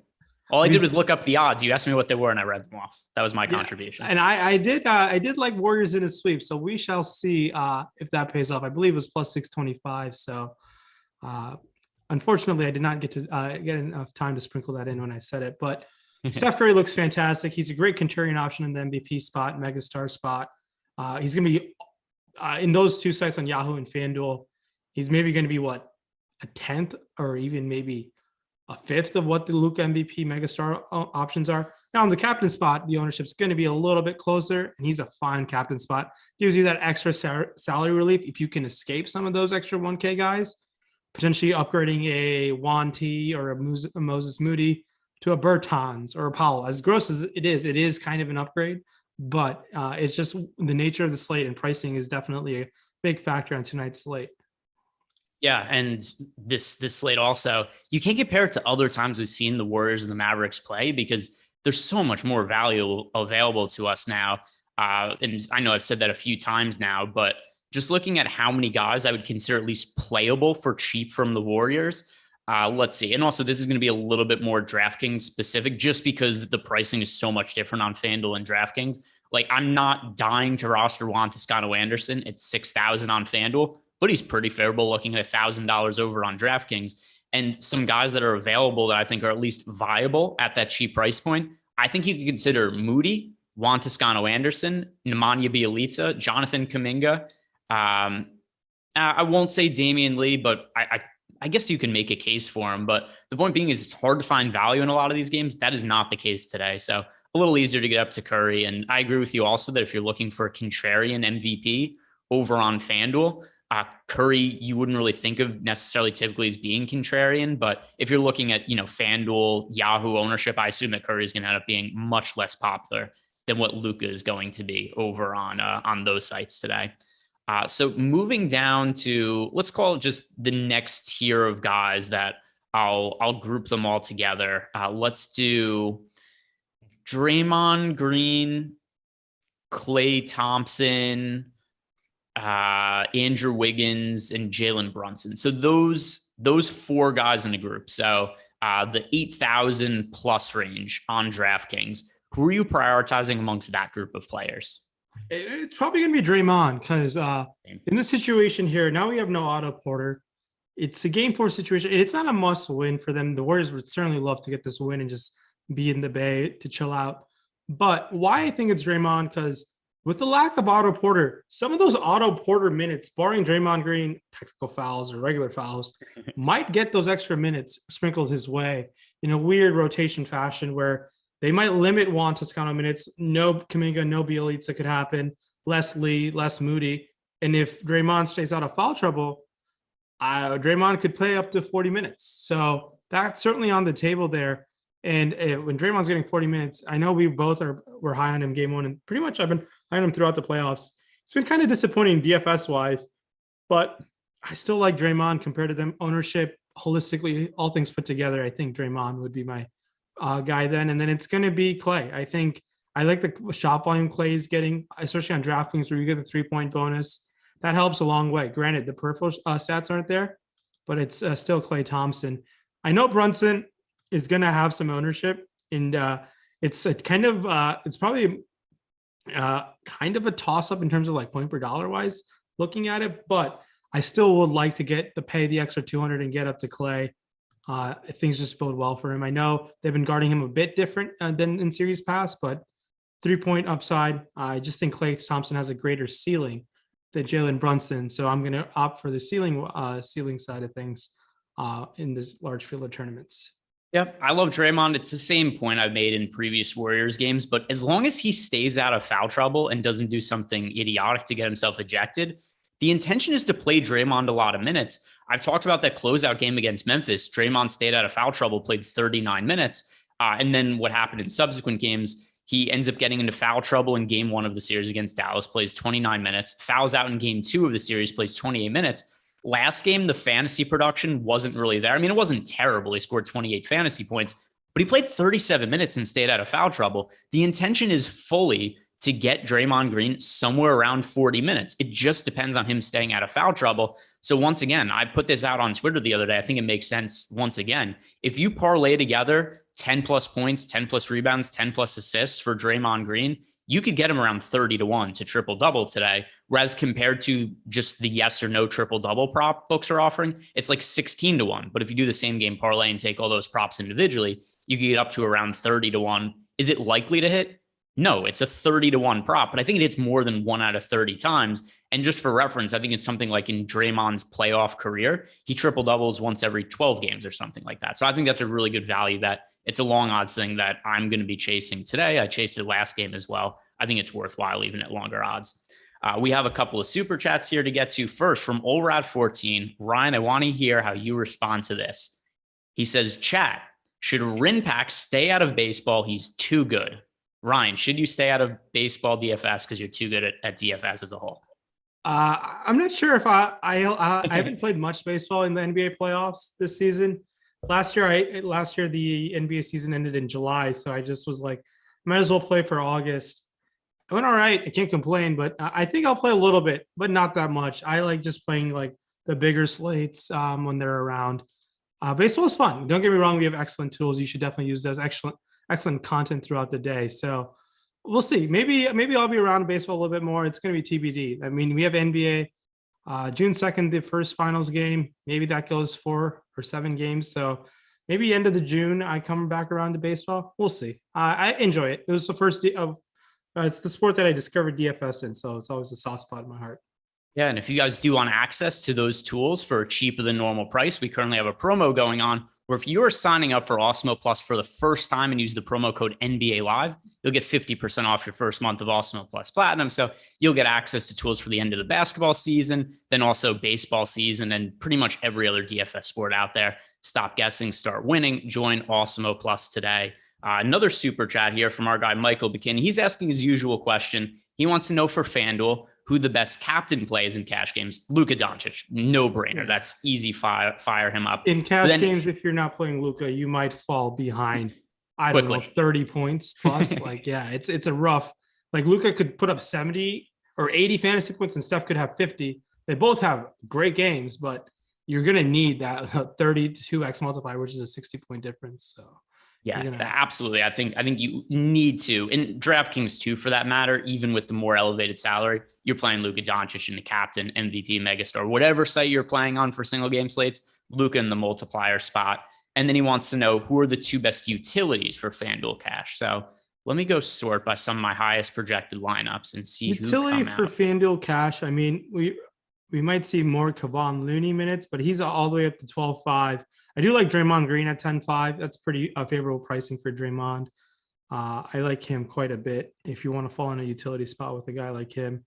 The other one is Dorian Finney-Smith for me. Yeah, Dorian Finney-Smith also playing upwards of 40-plus minutes. He has had a subpar series, so you're hoping for some sort of positive regression for Dorian Finney-Smith. Yeah, and by the way, also for people asking about why it has to be Luka in MVP. Well, particularly for FanDuel, there's no multiplier. It's the same price for everybody, regardless of what spot they're in. So you kind of want to play whoever's projected for the most fantasy points more often than not, unless there's some kind of really weird pricing thing going on. And if you don't have Luka project for more fantasy points than everybody else on the slate, you've made a horrendous error and probably shouldn't be doing projection. So Luka in the MVP spot on FanDuel, no doubt about it. For cash games, tournaments, he's the best consideration. Also, the only thing you'd be concerned about in large field tournaments is that pretty good chance you're running into dupes if you have Luka at the MVP spot. Actually, I want to ask you about that before we move on. In terms of FanDuel, in where Luka is going to be the most popular captain play by far, and I know we'll talk a little bit more about captains specifically later, but when you're playing on FanDuel and with, I don't know, 60, 70% of the field ending up on Luka, whatever it might be, are there any reasonable ways to differentiate Luka lineups over on FanDuel with him in the MVP spot to make it unique, even if it has him in that spot? Yeah, it's there are multiple ways to go. Luka pretty unique. Let's say you drop a game script where Dallas is waxing Golden State, which was happening in game 2. It was pretty much all of Dallas. Like you go Luka, Brunson, and then I believe who else got hot in that game? Reggie Bullock. If you had those guys MVP, star, pro in the end of the first half, you were sitting up top by yourself. And that will happen time and time again if you were to play this series a bunch of times. But it's getting a little different like that. Maybe you taking some chances in a different star position. That's the immediate first way to get different. It's like pivoting, going from Brunson to a Wiggins in terms of ownership, or going from a Wiggins to a Draymond. But if you want to jam in Luka and Steph, you're limiting yourself a little bit. That it's going to have to force you to get different at utility. That's like potentially taking chances on guys like Ntilikina, Juan Toscano-Anderson, maybe Moses Moody. The reason why I think, just circling back to the Otto Porter situation, why he went immediately to Juan Toscano-Anderson is because I think Juan Toscano-Anderson is a lot more lateral, plays much more better lateral defense than Nemanja Bjelica, because Bjelica played for Porter in the Memphis series when John Moran wasn't on there. Now, if Bielitsa just gets put on an island with Luka, he's getting cooked. It's a wrap. So I think Steve Kerr, that was my initial indication because he had to make a decision on the fly. But I don't know how many minutes Juan Toscano-Anderson played in the second half. That's why I'm a bit cautious, but that can easily change with Steve Kerr in every game to game. Yeah, and by the way, I don't hate Bielitsa as an NBA player.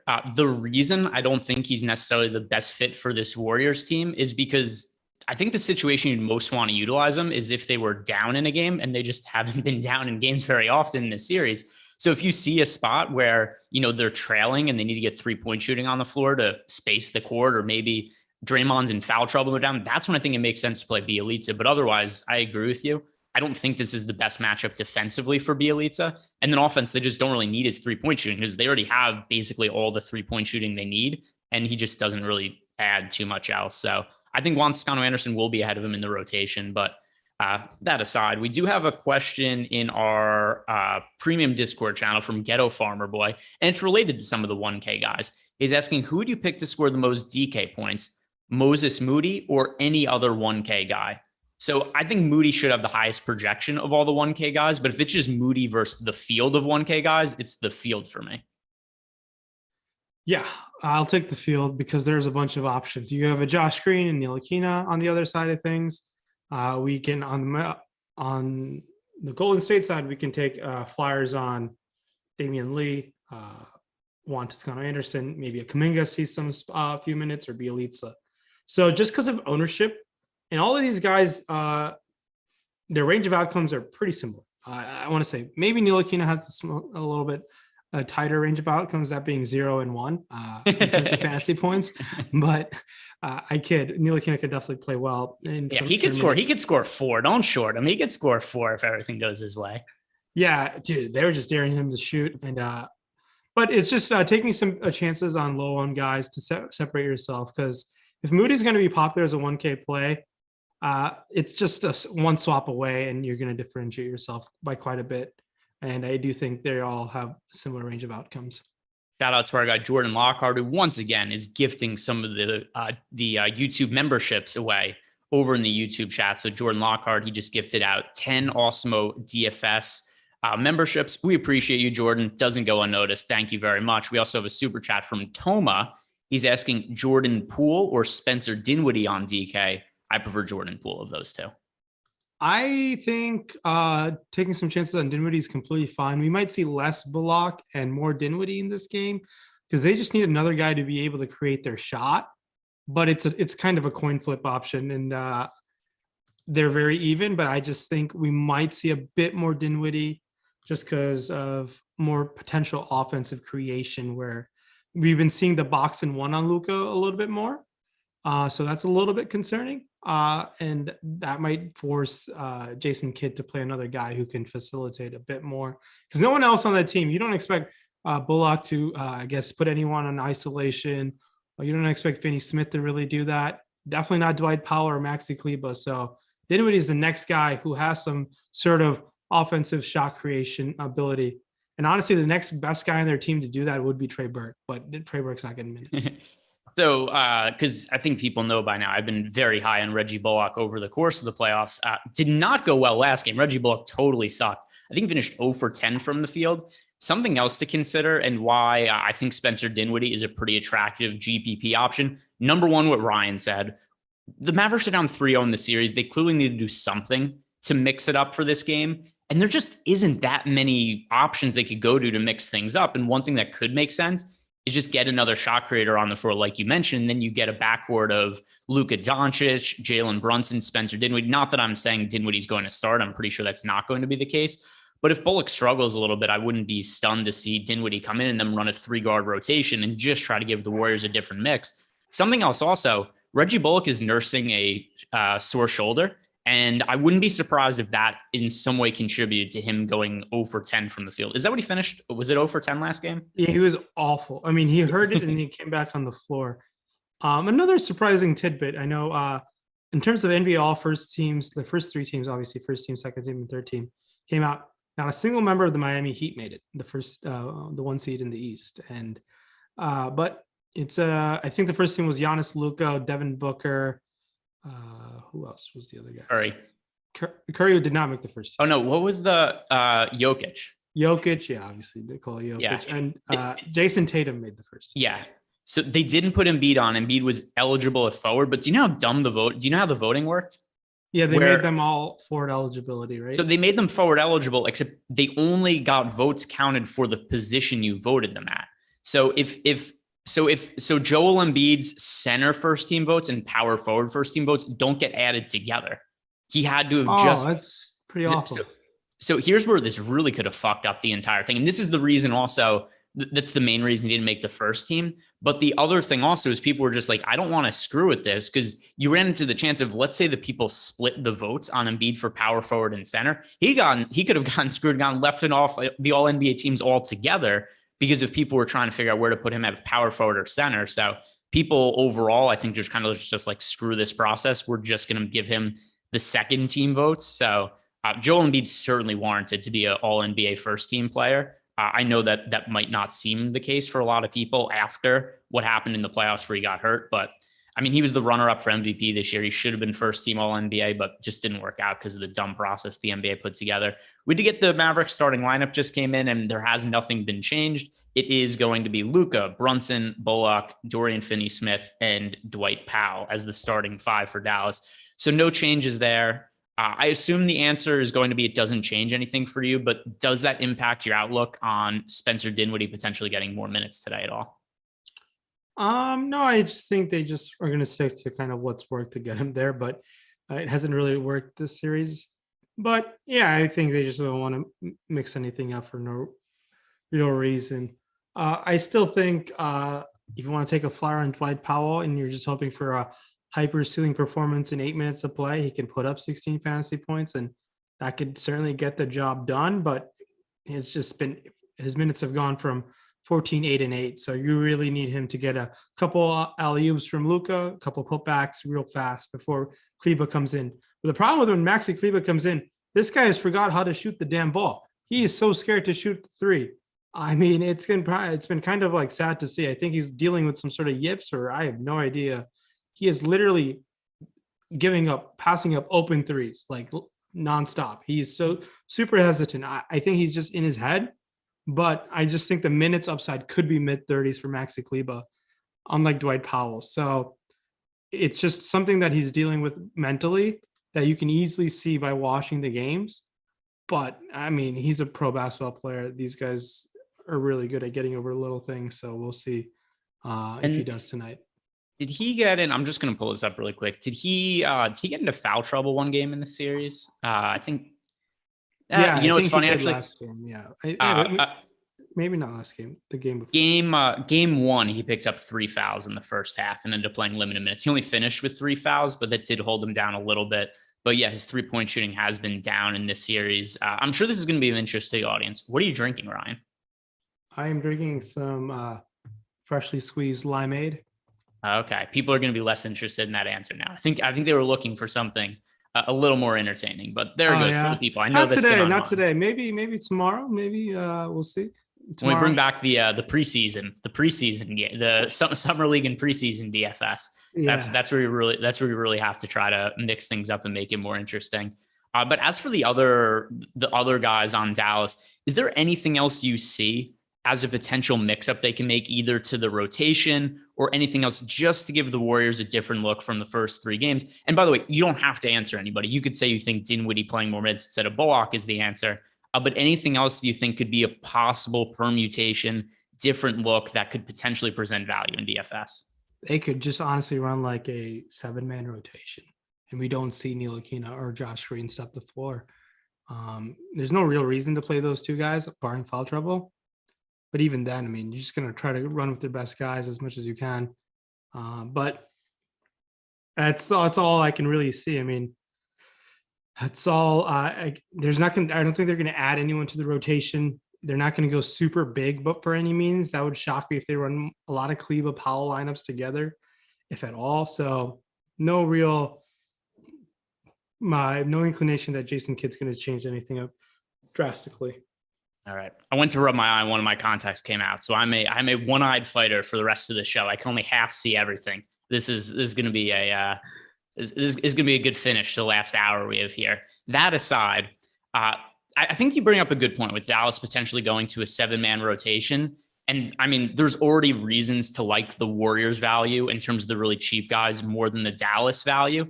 So, I mean, I think the minute ceiling for Luka, they might have to play him like 44 minutes just to stay competitive with this Golden State team.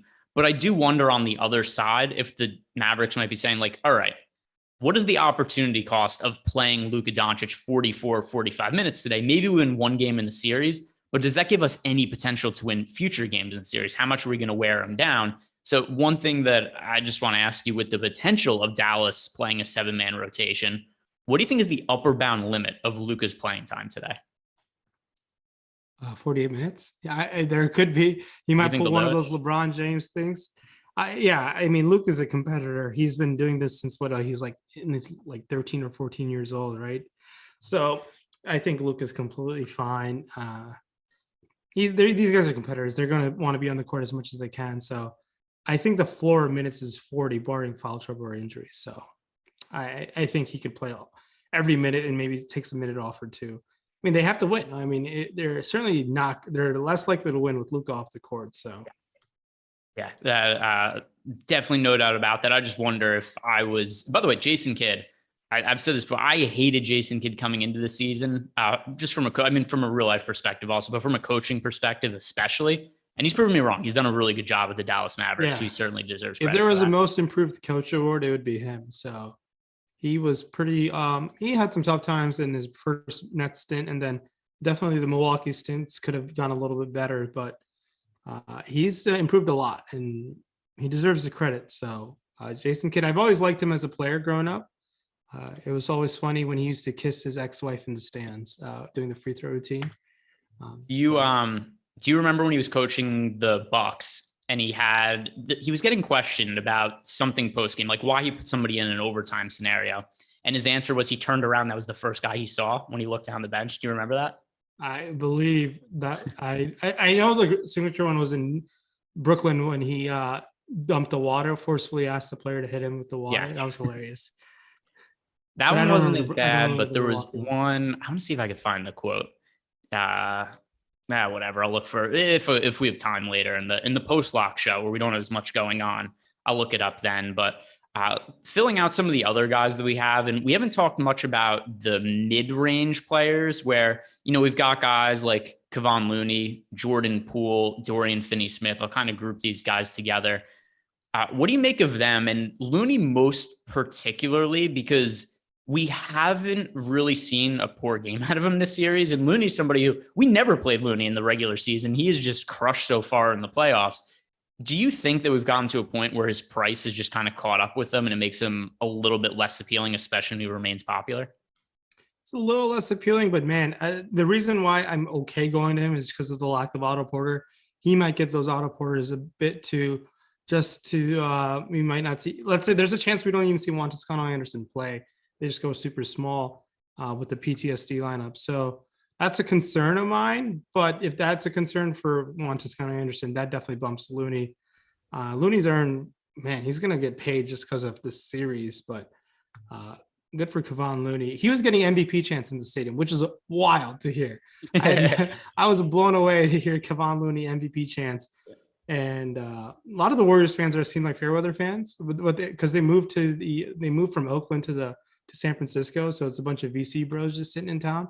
But I feel like Oakland fans are the real ones. So what is the contract situation for? He's on a $5 million deal that expires at the okay. Yeah, we'll see. Oh, this would be like a classic, like Nick signing Jerome James to a massive deal in the offseason. And I like Looney. I think he's good, but it does seem like there's a good chance somebody overpays him. Same with Jordan Poole. I think he is going to get an absolute shit ton of money next year. He's not a free agent yet this year, but come next year when he's on the market, if he's able to do anything close to what he's done this year. You know what Jordan Klein told me this morning on a phone call? I had to show him some things on the back end. He said Jordan Poole is CJ McCollum. I was like, CJ McCollum. He does it in our group chat too. He goes, he's saying, is Jordan Poole better than CJ McCollum? The answer is absolutely no. No, CJ McCollum is an all-star, borderline all-star player. CJ McCollum was in the East his whole career. He'd been an all-star by now. But yeah, Jordan Poole he's playing way above his head. I saw him at Michigan. His like growth has been insane. I am floored. And Jordan Poole has been done very well for me in terms of DFS in years past. So I will always root for him. But this has been amazing to see for them, for Golden State, because just gave him another weapon to deal with. And I'm pretty sure Joe Lacob doesn't give a damn about the luxury tax. So I think they'll be fine. Yeah, I'll be interested if he's willing to pay Looney and Poole. This is going to be the most expensive roster in NBA history because they've already got Steph under contract for a big deal, Draymond, Clay, and those guys aren't going anywhere. Wiggins as well. Wiggins is on a max contract, so I mean that's a lot of money that they're doling out right now. I'll be interested to see how it plays out. But going through some of the other guys on this team now, I want to ask you what you're going to be doing with Reggie Bullock tonight. Because like you said, you think there's a distinct possibility they could go with Dinwiddie over Bullock. And it has to be concerning that he didn't make any of his shots and hurt his shoulder last game. I don't think those things are totally uncorrelated because Bullock, as much as people have generally made fun of me when I've recommended him as a play or maybe don't like him, he's a very good shooter. And he's somebody who's capable of making a lot of shots. I'm very concerned about the shoulder injury. How are you viewing him as an individual play for this game? I'm just hoping they just jack that shoulder up with Toradol, and I think he'll be fine. But where you get the 3-point bonus, you got to take some chances with Bullock on DraftKings. I'm playing one lineup. I don't think he falls in there, but Bullock is someone who can knock down 6-7 threes. We saw that in game 2. So I think he's fine to go to in a one-game setting. And you're just kind of, if you're going to him, you're just hoping that he's healthy. If you don't want to play him because of the injury, and I think that's a fair reason to do so on a one-game slate where there are a bunch of great options around him. So it's like I shrug my shoulders type of play. I'm not too interested and I'm not too disinterested with him. He's just a meh play to me.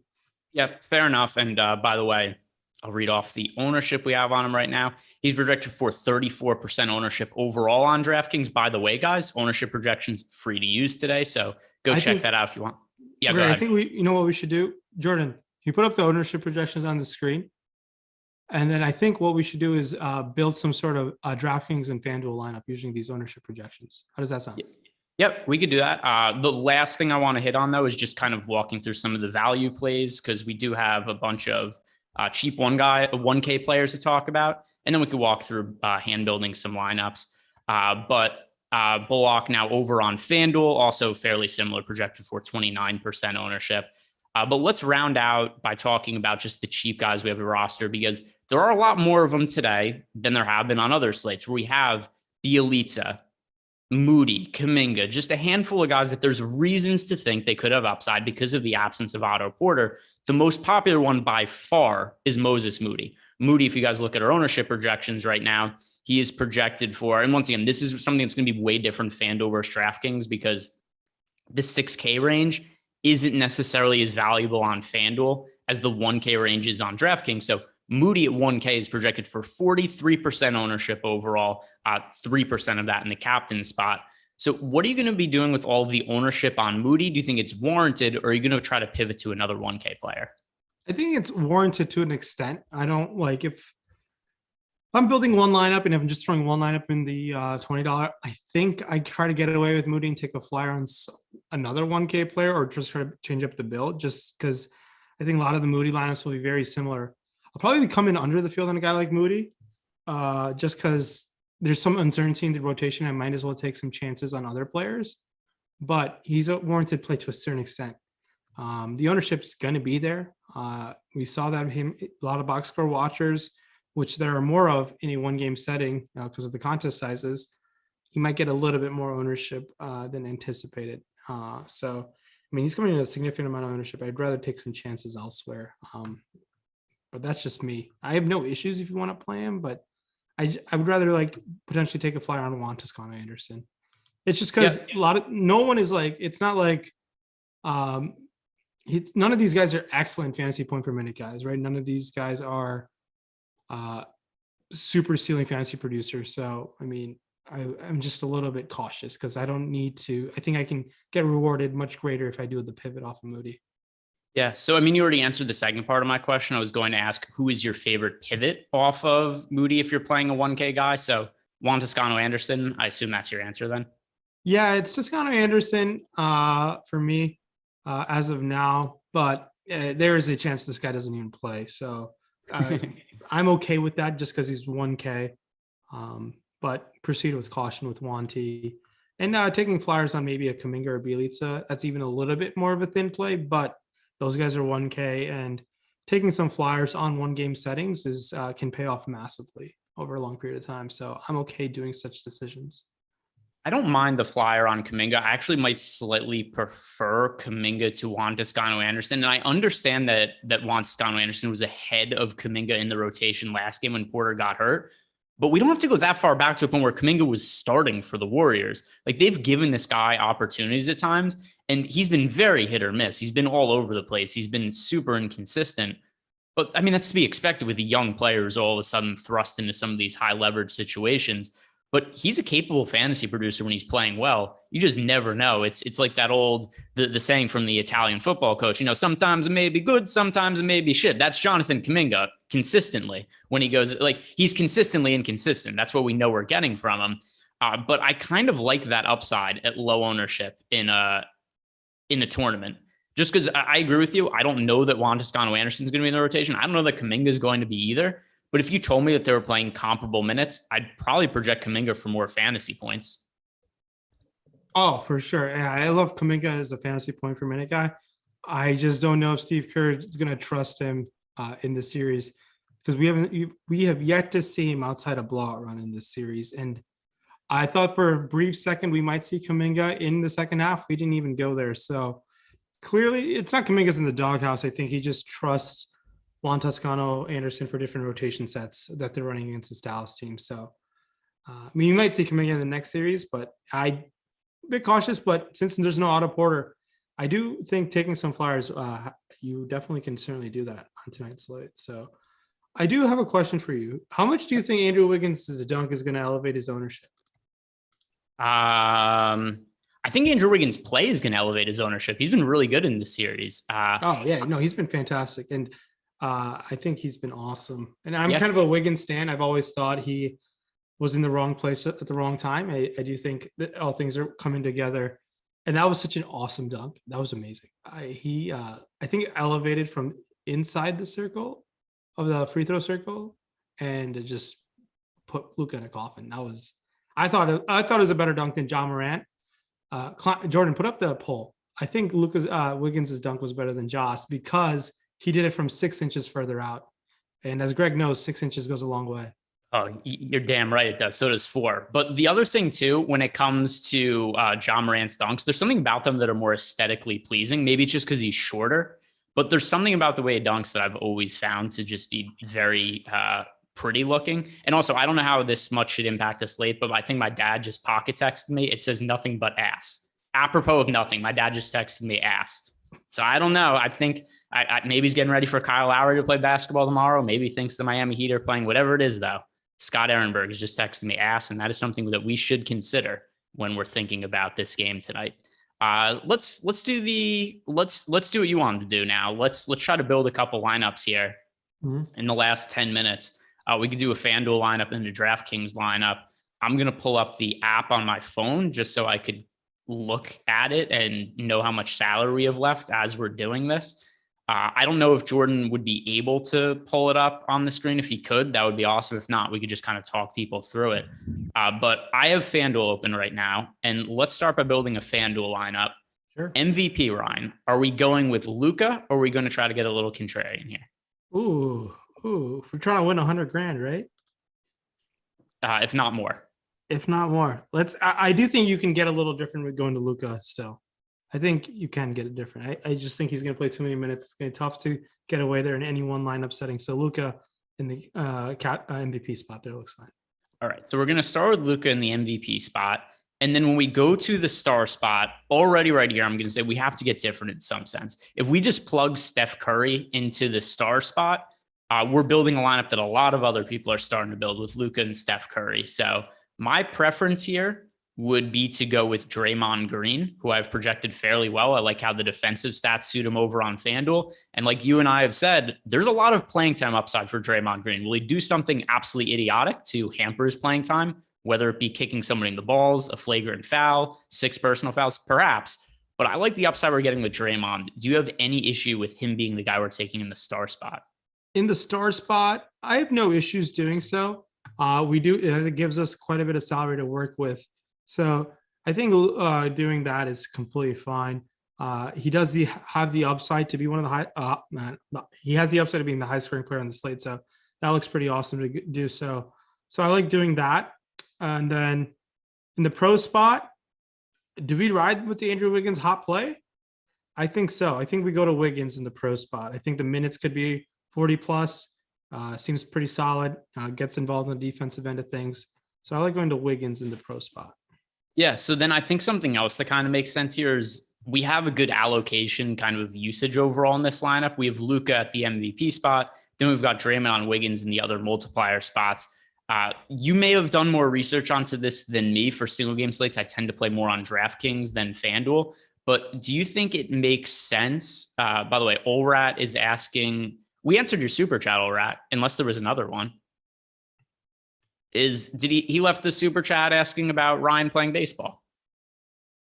Was there another one, Jordan?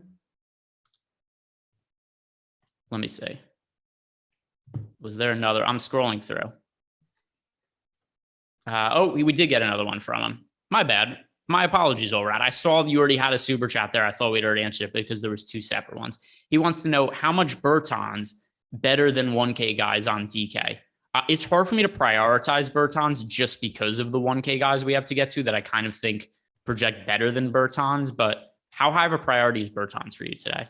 He's not a priority. He's not a priority if I'm building like one lineup, but he makes a unique roster build, which is extremely valuable in this one game setting where you get the 3-point bonus. There's a good chance he is the 7th man in the rotation if they just take out Ntilikina and he'd be the 8th man in the rotation if they take out Ntilikina and Green. So we've seen Bertans get extended minutes in previous series, 3-point bonus. He's a good play to get a little different. And we saw you can play him and a 1K player. It's not necessary, but it does open things up for you a lot. Where you get the 3-point bonus, I think it's completely fine doing so. And then we had another question from Long Life Lamb. He wants to know Clay over 10 points in the first half.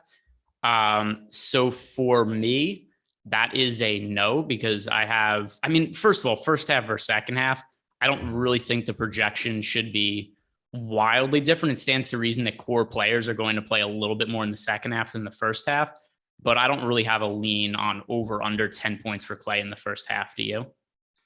No, I believe what the line is at 19.5. So it's a good line. I have no lean either way. I would just, if you were to bet it, I have no lean. I think it's a really good line. I would honestly just stay away.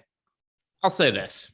It's hard to find value on some of those weird props, but free money from BetMGM, that's a slam dunk. Those are the bets you can't lose. And if you guys do sign up over at BetMGM using our promo code LBLBets, you'll turn $10 into $200 for free. All you have to do is bet $10 on any NBA money line. When somebody hits a 3-pointer in this game, which is going to happen, BetMGM will give you $200. So I don't know about whether Clay will have 10 points on the first half. I think it's a pretty efficient line, but free money is something easy to take advantage of.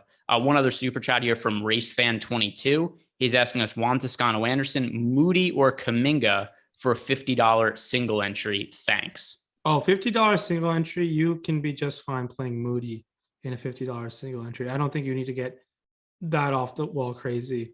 And honestly, Moody and Juan Toscano-Anderson is a coin flip for me, but I would stay away from Kuminga. In a $50 single entry, I do think it's a smaller size, so I don't think you need to get that cute with Kuminga. Yeah, I'm on board there with Moody. I have no issue with him whatsoever in that kind of scenario. Let's get back and try to finish out our lineup. I still have it up on my phone, and I think we're caught up on super chats and questions now. So we have $10,000 left to play with for 2 utility spots, Ryan. Where are we going with those 2 slots? We have how many dollars left? 10,000. We have an average of 10,000, so 20,000 total. 20,000 total. If we go to Dinwiddie, that leaves us with the options to say, if we go Dinwiddie, I think Dinwiddie seems pretty intriguing to go to a 10,000. It's going to be low owned. The upside is definitely there from him.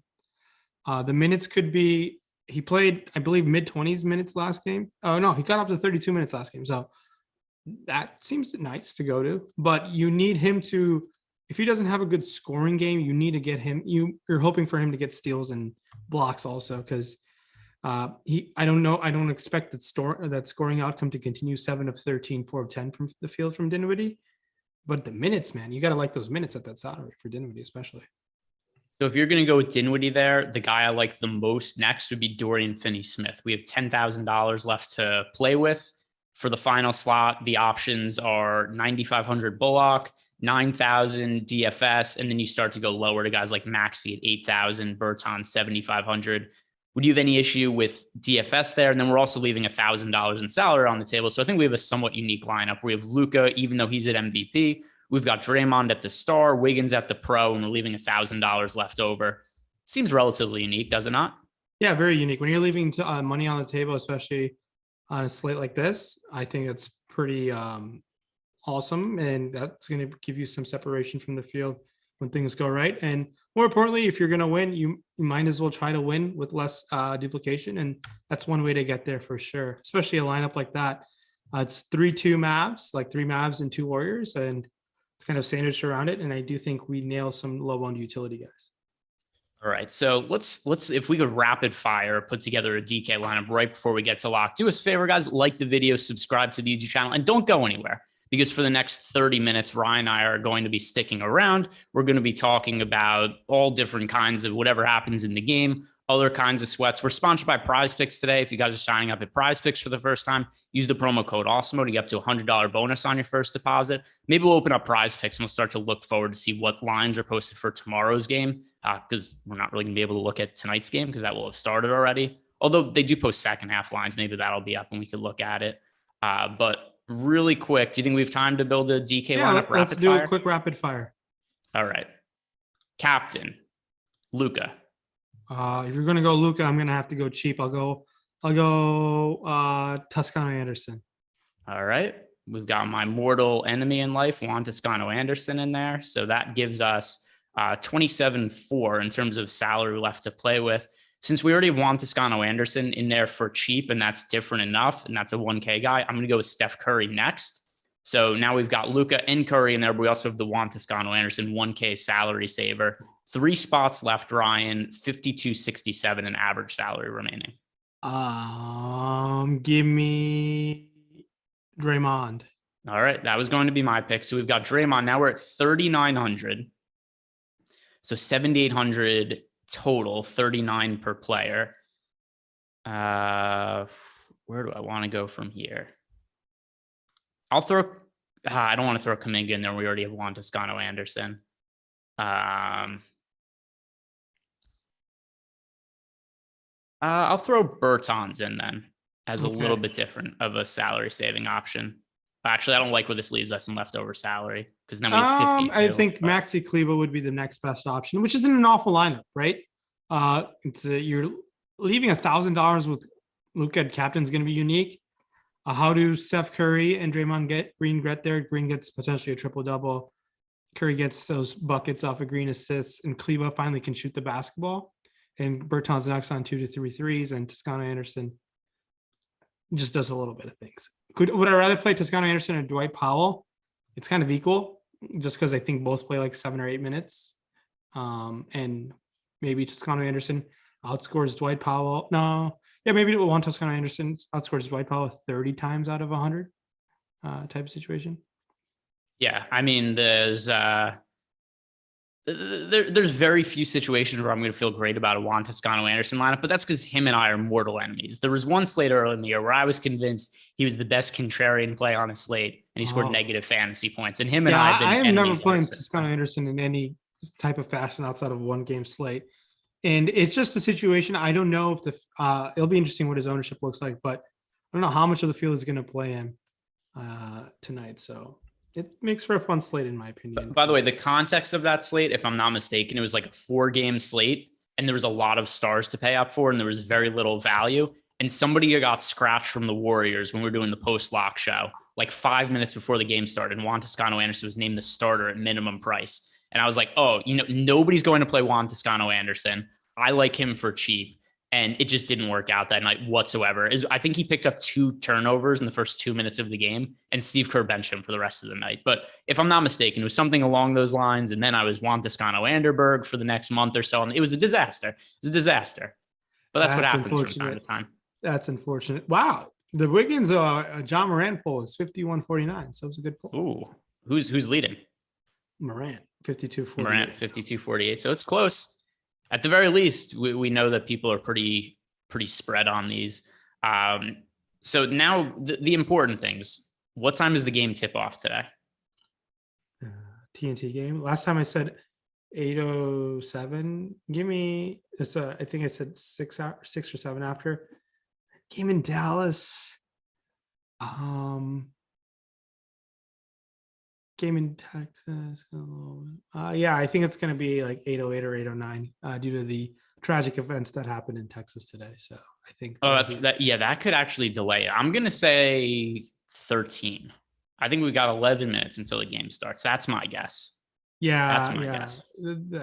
Yeah, I mean, unfortunate. It was so sad, but yeah, I think it might be a little later than usual. Yeah, I think that's totally reasonable. Now, the other thing to talk about, and also here's what I want to do next. So I'll cue this up so you know what's on my mind in terms of the upcoming fake run sheet. I'm going to ask you. What's that? You're already getting ready to tip, apparently.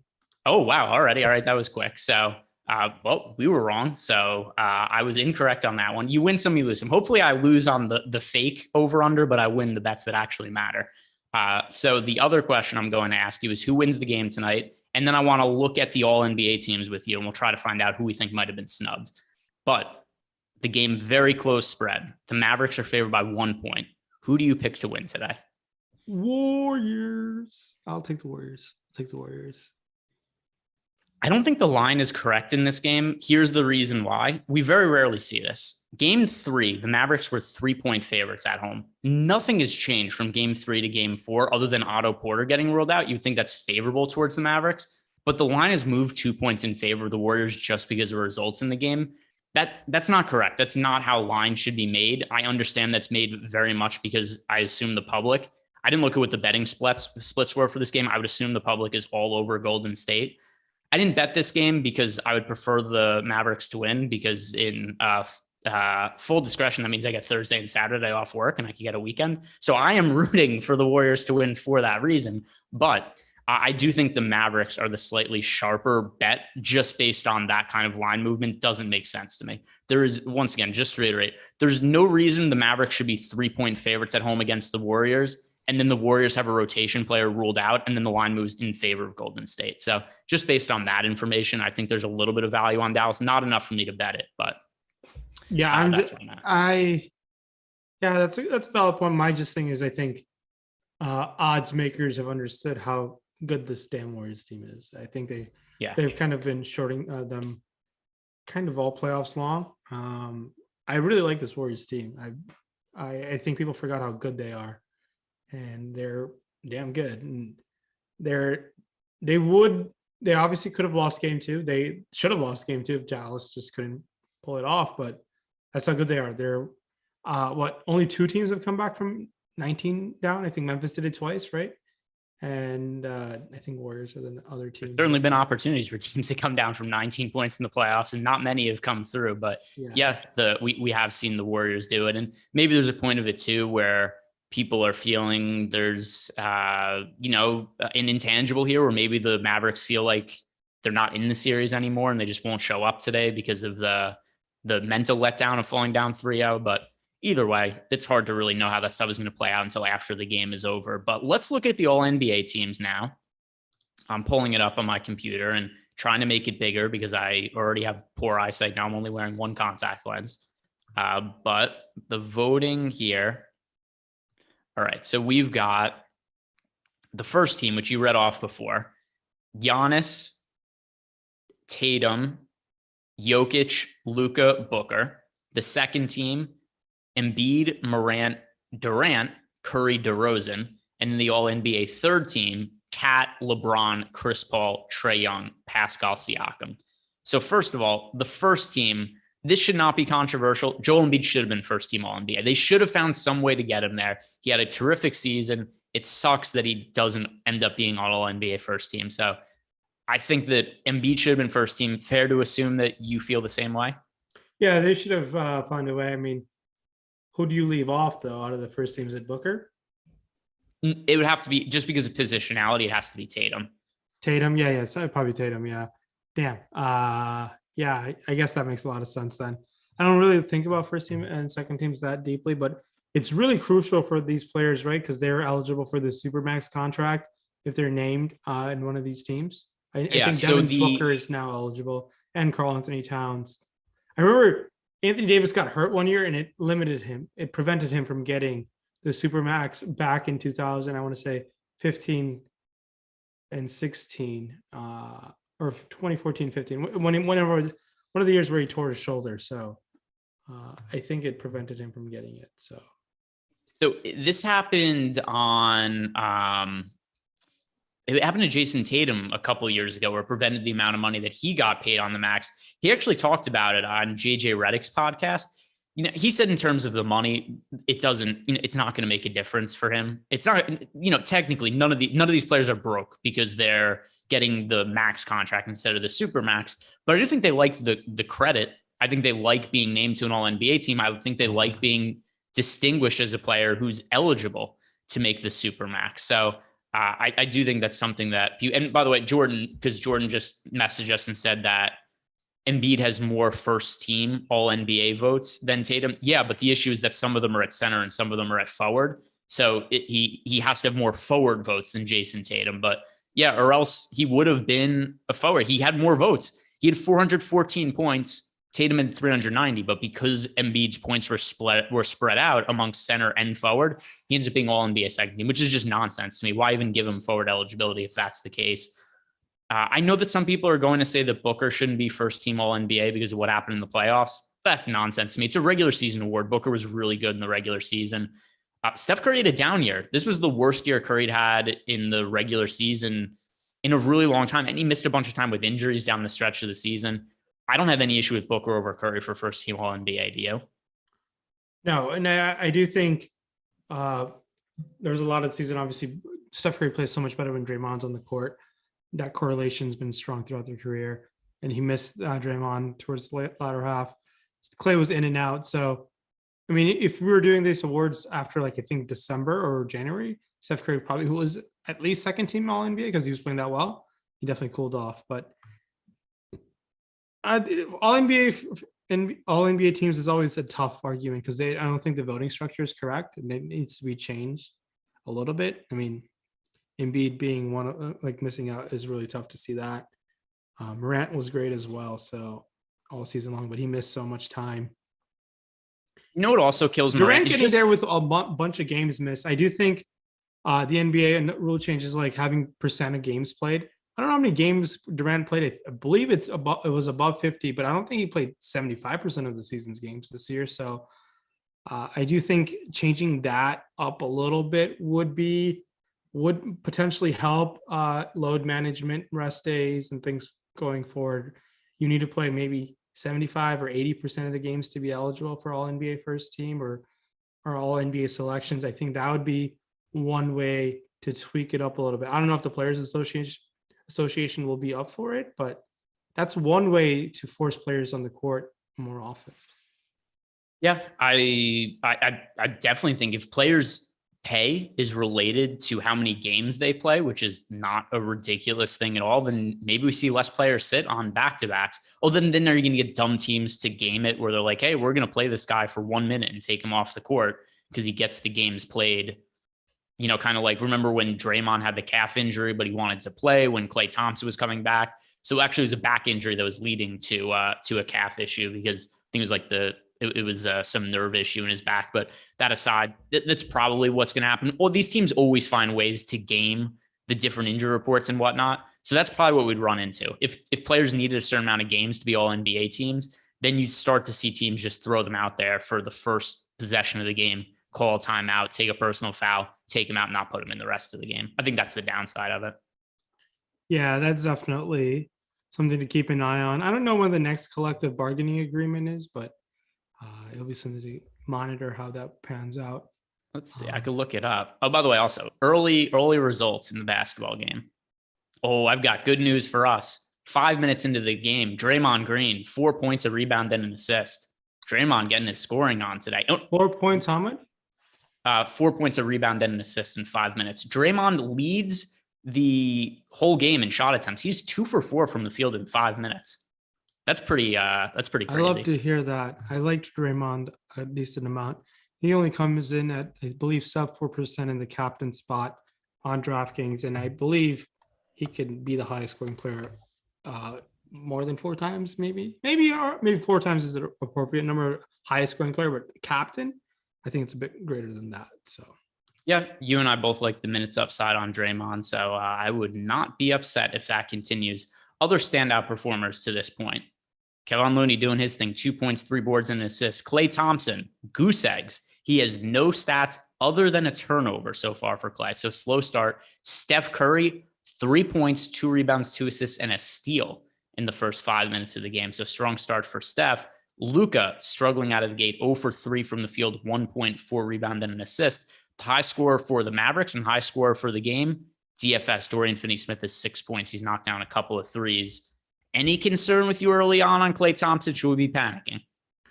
Klay Thompson at 9K. He was a toss-up between between Jalen Brunson, right? 9,200, 9K. Yeah. Not concerned yet because Klay Thompson can rattle off 5 threes in his next stint, and we're there. I mean, he's there. I'll be concerned if he doesn't get to, if he's like sub 10 fantasy points at the end of the first half. That's concerning. All right. Well, that's not the nature of this show, Ryan. We're here for 13 minutes. We have to panic. The entire slate is decided in the first rotation of the game. I don't know. I did say the sweep was decided in the first half of last game, so I'm running high on that. But Dorian Finney-Smith knocking down threes is good signs for Dallas people who took Dallas, the Dallas spread. He's someone who has not been able to get going from the outside much at all. He just shoots from the outside, but he playing 40 plus minutes. We played Dorian Finney-Smith in that FanDuel lineup we built, but this is true. We did play DFS over on FanDuel. So, concerning 9K. Stuff for Luka. Luka's concerning.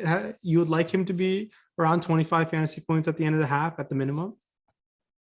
I would say what's probably, I don't have the game on right now. I'm actually watching the Dodgers game because I have a lot of stacks on the bases loaded right now. But that aside, it appears Chad is not happy with what's going on with Luka right now, which makes sense. Is he getting the box in one treatment, Jordan? You don't know? Jordan's been touching himself the entire show. He doesn't know what's going on. Jordan, do you know what's going on with Luka? Oh, there comes out the lotion. Damn. All right. No tilting yet. And it's not like it's that awful of a fantasy performance from Luka. I understand he's making his shots, but he does have 4 boards and an assist 5 minutes into the game. So the peripherals are there. Remember, he did most of his damage in that fourth quarter. He scored like 20 real life points in that fourth quarter, in between of just getting put in a coffin by Andrew Wiggins. So I've got even more good news for us. Stat correction: Draymond got an extra assist during the commercial. This is when you know it's Draymond night. When he's getting assists during the commercial break, good things are happening. So Draymond, in terms of, these were his props for today. I've got the overs, alternate lines. I've got the triple double. I said before. He's at 4 points at 5 minutes into the game. The over-under for his points was 7.5. He's at 2 assists. The over-under on his assists was 5.5. The 1 rebound, his over-under on rebounds was 7.5. If he could hit 2 out of 3 of those, I'd be pretty happy. So that's certainly something. I would like to see a game where Draymond Green outscores Kevon Looney for old time's sake. Because 2022, Kevon Looney playing like he's Shaquille O'Neal is not expected. What is the most fantasy points Looney scored in the regular season this year? It was definitely not as much he scored in game 2 when he put on 21 and 10. And that was the worst thing. Watching that game live, I had 0% Kevon Looney across both sites, and just seeing this boy just dominate. I'm having a great time at the game. My lineups weren't, but it is what it is. If you had to, so including the playoffs, How many fantasy points would you guess Looney averaged as a starter this year? I mean, I would say 17.78 or something ridiculous like that. 20.2. Okay. It's not As like a he was starter? laying it up. Oh, okay. Yeah, just as a starter. What was his whole season average? Maybe I said his season average. Oh, his whole season average was 20. He wasn't that much different off the bench as he was as a starter. Yeah, I guess I was so used to Kevon Looney just not being this type of dude. He's definitely not this dude. I don't think he is, but he's proven me wrong throughout this whole damn series. So. You know what's funny? These are his starts from the end of the season. Is this Maxi how far? Kleber hit a 3. That's huge. Who hit a 3? Maxi Kleber. Oh, nice. All right, so maybe he's got that confidence going. Yeah, and then Curry hit a layup. Looney hit a free throw, so 14-13. These are the final stretch of starts Looney had in the regular season. I think if you had the opportunity now to play Looney in a classic contest at like $3,800 on DK and like $3,500 on FanDuel, he'd be 1,000,000% owned. But he was starting at the end of the regular season, and these were the fantasy results. 11 fantasy points, 1 fantasy point, 2 fantasy points, 14, 16, 16, 12, 3, 7, 11, 10, and then 28. That's how far back you have to go to get a decent fantasy start out of him. What the hell happened to Kevon? How did this happen? How did he go from a guy who produced nothing at all as a fantasy player to just destroying the league in the playoffs? I have no idea. He's bowling, especially in this series. He's just bowling out. Good for him, though. Good for him. Apparently, he was a guard in college, and he grew too fast, and his hips got misaligned. That's what happened I believe, at UCLA. And he was he's supposed to be. He was really good, and then his hips kept giving him issues, so he missed a lot of time early in his career as he picked up those rings. But he's definitely shown drastic improvement. Now are they going to keep Looney over Wiseman? I mean, Wiseman's a great trade bait at this point. They have 3 lottery picks that are up for grabs, and I don't know what they're going to do with them. It's tough because Looney, a lot of people were not, and I'm far from any kind of good scout. I just kind of look at some projections people make and read information from people that I trust. And a lot of people were not high on Wiseman coming out of college, and he didn't project well by a lot of kind of advanced stats and whatnot. And now you're also adding the injury concerns onto this. It's tough to say what his trade value is. Also, he's already said he did an interview, I want to say 2 weeks ago, where he said he might not be ready for summer league. Oh, wow. I mean, he missed the entire sophomore season. He missed a lot of his first year in the NBA. He might not be ready now, it looks like, for the start of his third year. I don't know what his trade value looks like. I would much rather have Looney than Wiseman. You never know. The Warriors might just trade all these guys and end up with Zion. I'm just kidding. could be. You never know what they might flip guys into, but I hope they don't. By the way, break Jordan, up. it seemed like he wanted. It seemed like Jordan wanted to say something about Looney's hips, so I really want to know, because he was about to interject there. I want to know what Jordan has to say about Looney's hips. No, I was just gonna say Kevon Looney was really good at UCLA. He was super good. He was a point forward. Impact's right. Yeah. All right. I thought you were going to say something about his hips, but all right, I'll take that. It was good information. We'll take it. All right. Sorry, Ryan. That was important for me that I got to take on Jordan's thoughts on Kevon Looney's hips. But what were you going to say? Yeah, going back to Looney, I believe he was Mr. Wisconsin over there, and Wisconsin's a big, like Indiana, big basketball state. But I really hope Curry, Draymond, and Klay Thompson don't retire together, but retire as Warriors, similar to what Ginobili and Duncan did. Parker didn't retire there, but it would be nice to see that happen, because that might be the last time we ever see superstars stay with the one team since Duncan, essentially, right? Before that, it was John Stockton. Well, Kobe. Kobe Bryant, yes, also. Tony Parker retired with the Hornets, right? Yeah, it was weird. he teamed up with James Borrego or something. I don't know what happened. Were there? Did he play with any other teams in between? No, I don't think so. Let me check. Yeah, let's see. What are other players in recent history? So there's Dirk. There's the Spurs guys. There's Kobe. Oh yeah, actually, so he only played 1 year in Charlotte. I thought it was multiple years for Tony Parker. It was weird. I was like, why would you? I guess he needed the bag to settle the Eva Longoria statement or the Brent Berry settlement. I don't know. One of the two. That went down. Who are the other players in recent memory that? Oh, you know what happened? I think Brent Barry entered the front office for San Antonio and he played for Charlotte.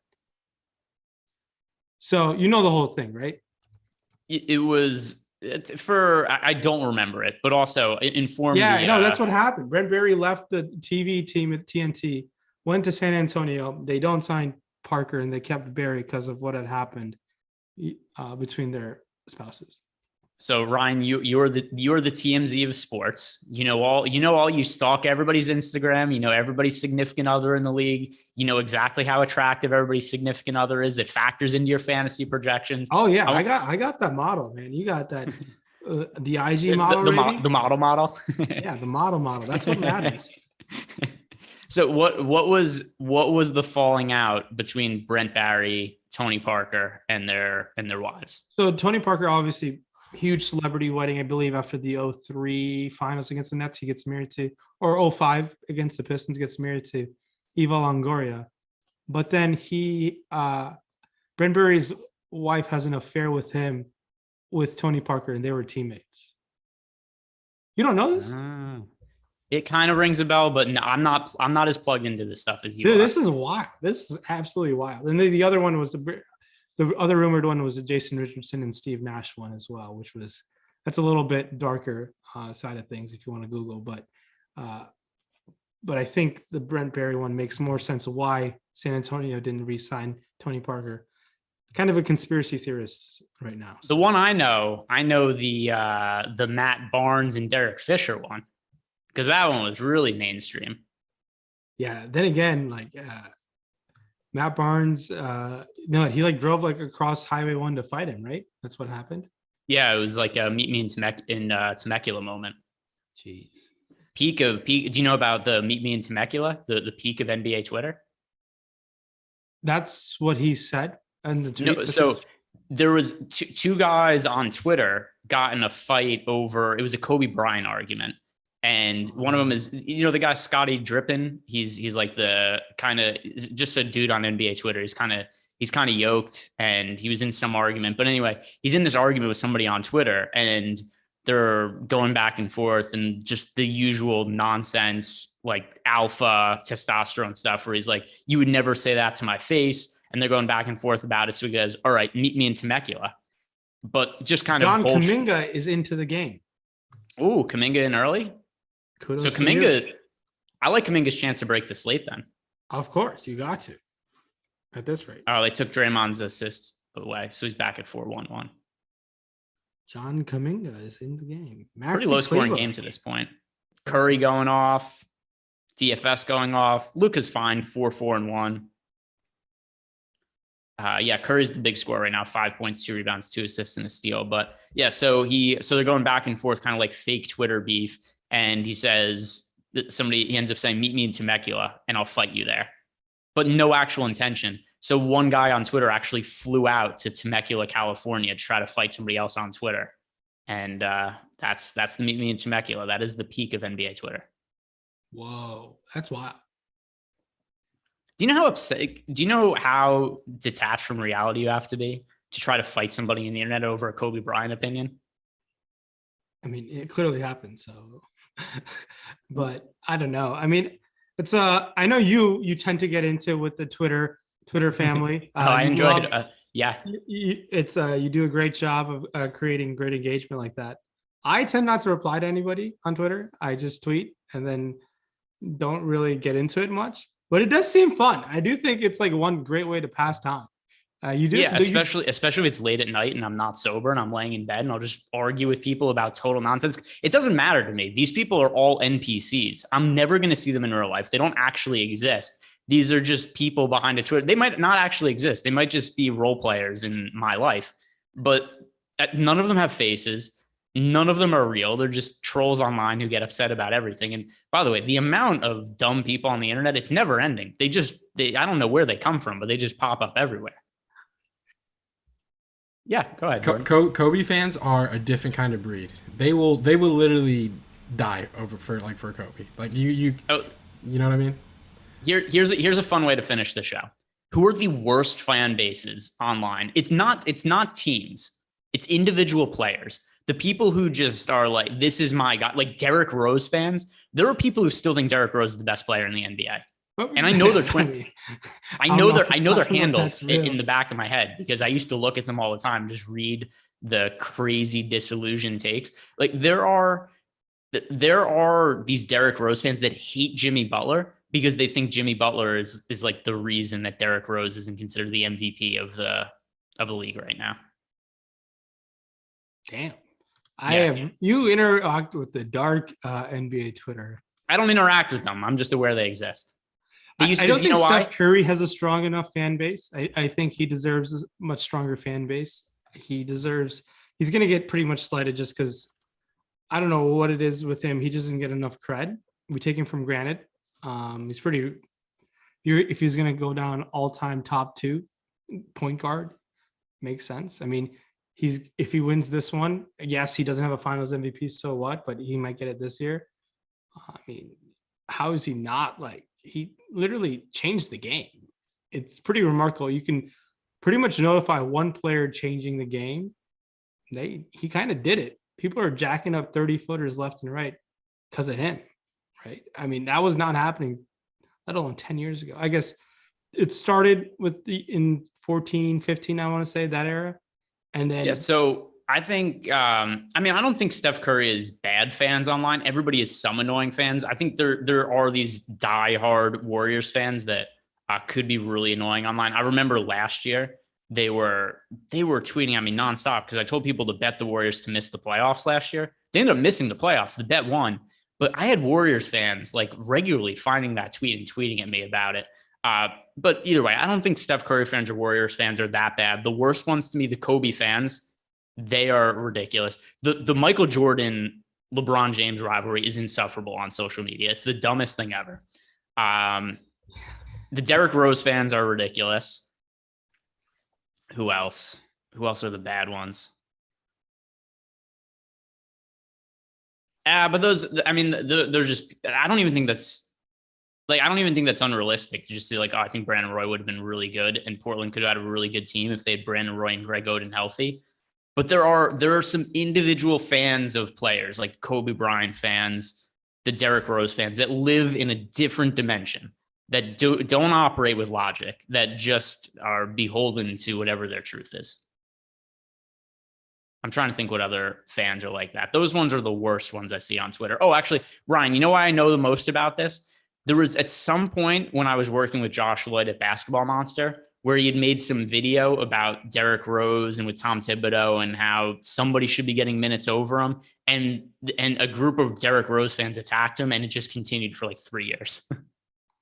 Like they never forgot. That's why I know about it. Yeah. I mean, it's unfortunate with Derrick Rose. If he even stays healthy, can he maintain that? We will never know. That's the unfortunate part with injuries, right? He was fantastic. I was not deeply involved with the NBA. I didn't deeply follow the NBA in 2011 when he won the MVP. I took a 2-year hiatus in high school for some reason. I don't know why, but I came back my senior year full force and haven't stopped since. But yeah, Derrick Rose was outstanding. It sucks that he got hurt though. I'm worried about John Morant. This guy is kind of following that Derrick Rose trajectory of getting hurt. He is Super Saiyan athleticism. But damn, this boy needs to have that controlled athleticism. That's something that Russell Westbrook doesn't get credit enough. He controlled his athletic powers throughout his career. Yes, he gets those knee surgeries before every season, but damn, that guy has controlled his athletic powers to be able to be available at least. I know that availability has not worked out in this past season, but majority of his career, man, that athletic power was fun to watch. So the other thing too, I totally agree with you with the Derrick Rose. One final point, and then we'll wrap up the show because we've gotten to 9:30. So guys, like the video, subscribe to the YouTube channel. For everybody who stuck around, thank you very much. We appreciate you. I hope we'll see you guys back tomorrow. But one other point on John Morant. He's already had 3 significant knee injuries during his time in the NBA that have forced him to miss an extended period of time, including missing the end of the playoffs this year. He also had a knee surgery in between his final year at college and going into the NBA draft. So that's concerning that he's that young. He's this built on athleticism and that he's already had this many knee injuries, because if you take away the athleticism of Ja Morant, I don't really think he has a whole lot of other skills to fall back on. He's not a good shooter. He's not a good defender. So I don't think he's going to age particularly well. I'm concerned about him. I love Ja Morant. I know I made fun of him a lot on Twitter over the course of the year because the Grizzlies were so good without him, but I really like Ja Morant. I think he's one of the most fun players to watch play, but I have some concerns there. That aside, we have reached the end of the show. Once again, thank you guys very much for joining. Rayen, always great when you come on the show. It's nice. We don't really get to do a lot of shows together. Certainly not a lot of live before lock. So thank you for joining. Shout out to Jordan. Follow him on Twitter at Jordan Decline. That is very, very important to everybody out there. You have to follow Jordan on Twitter for the most important information. Good luck tonight, everybody.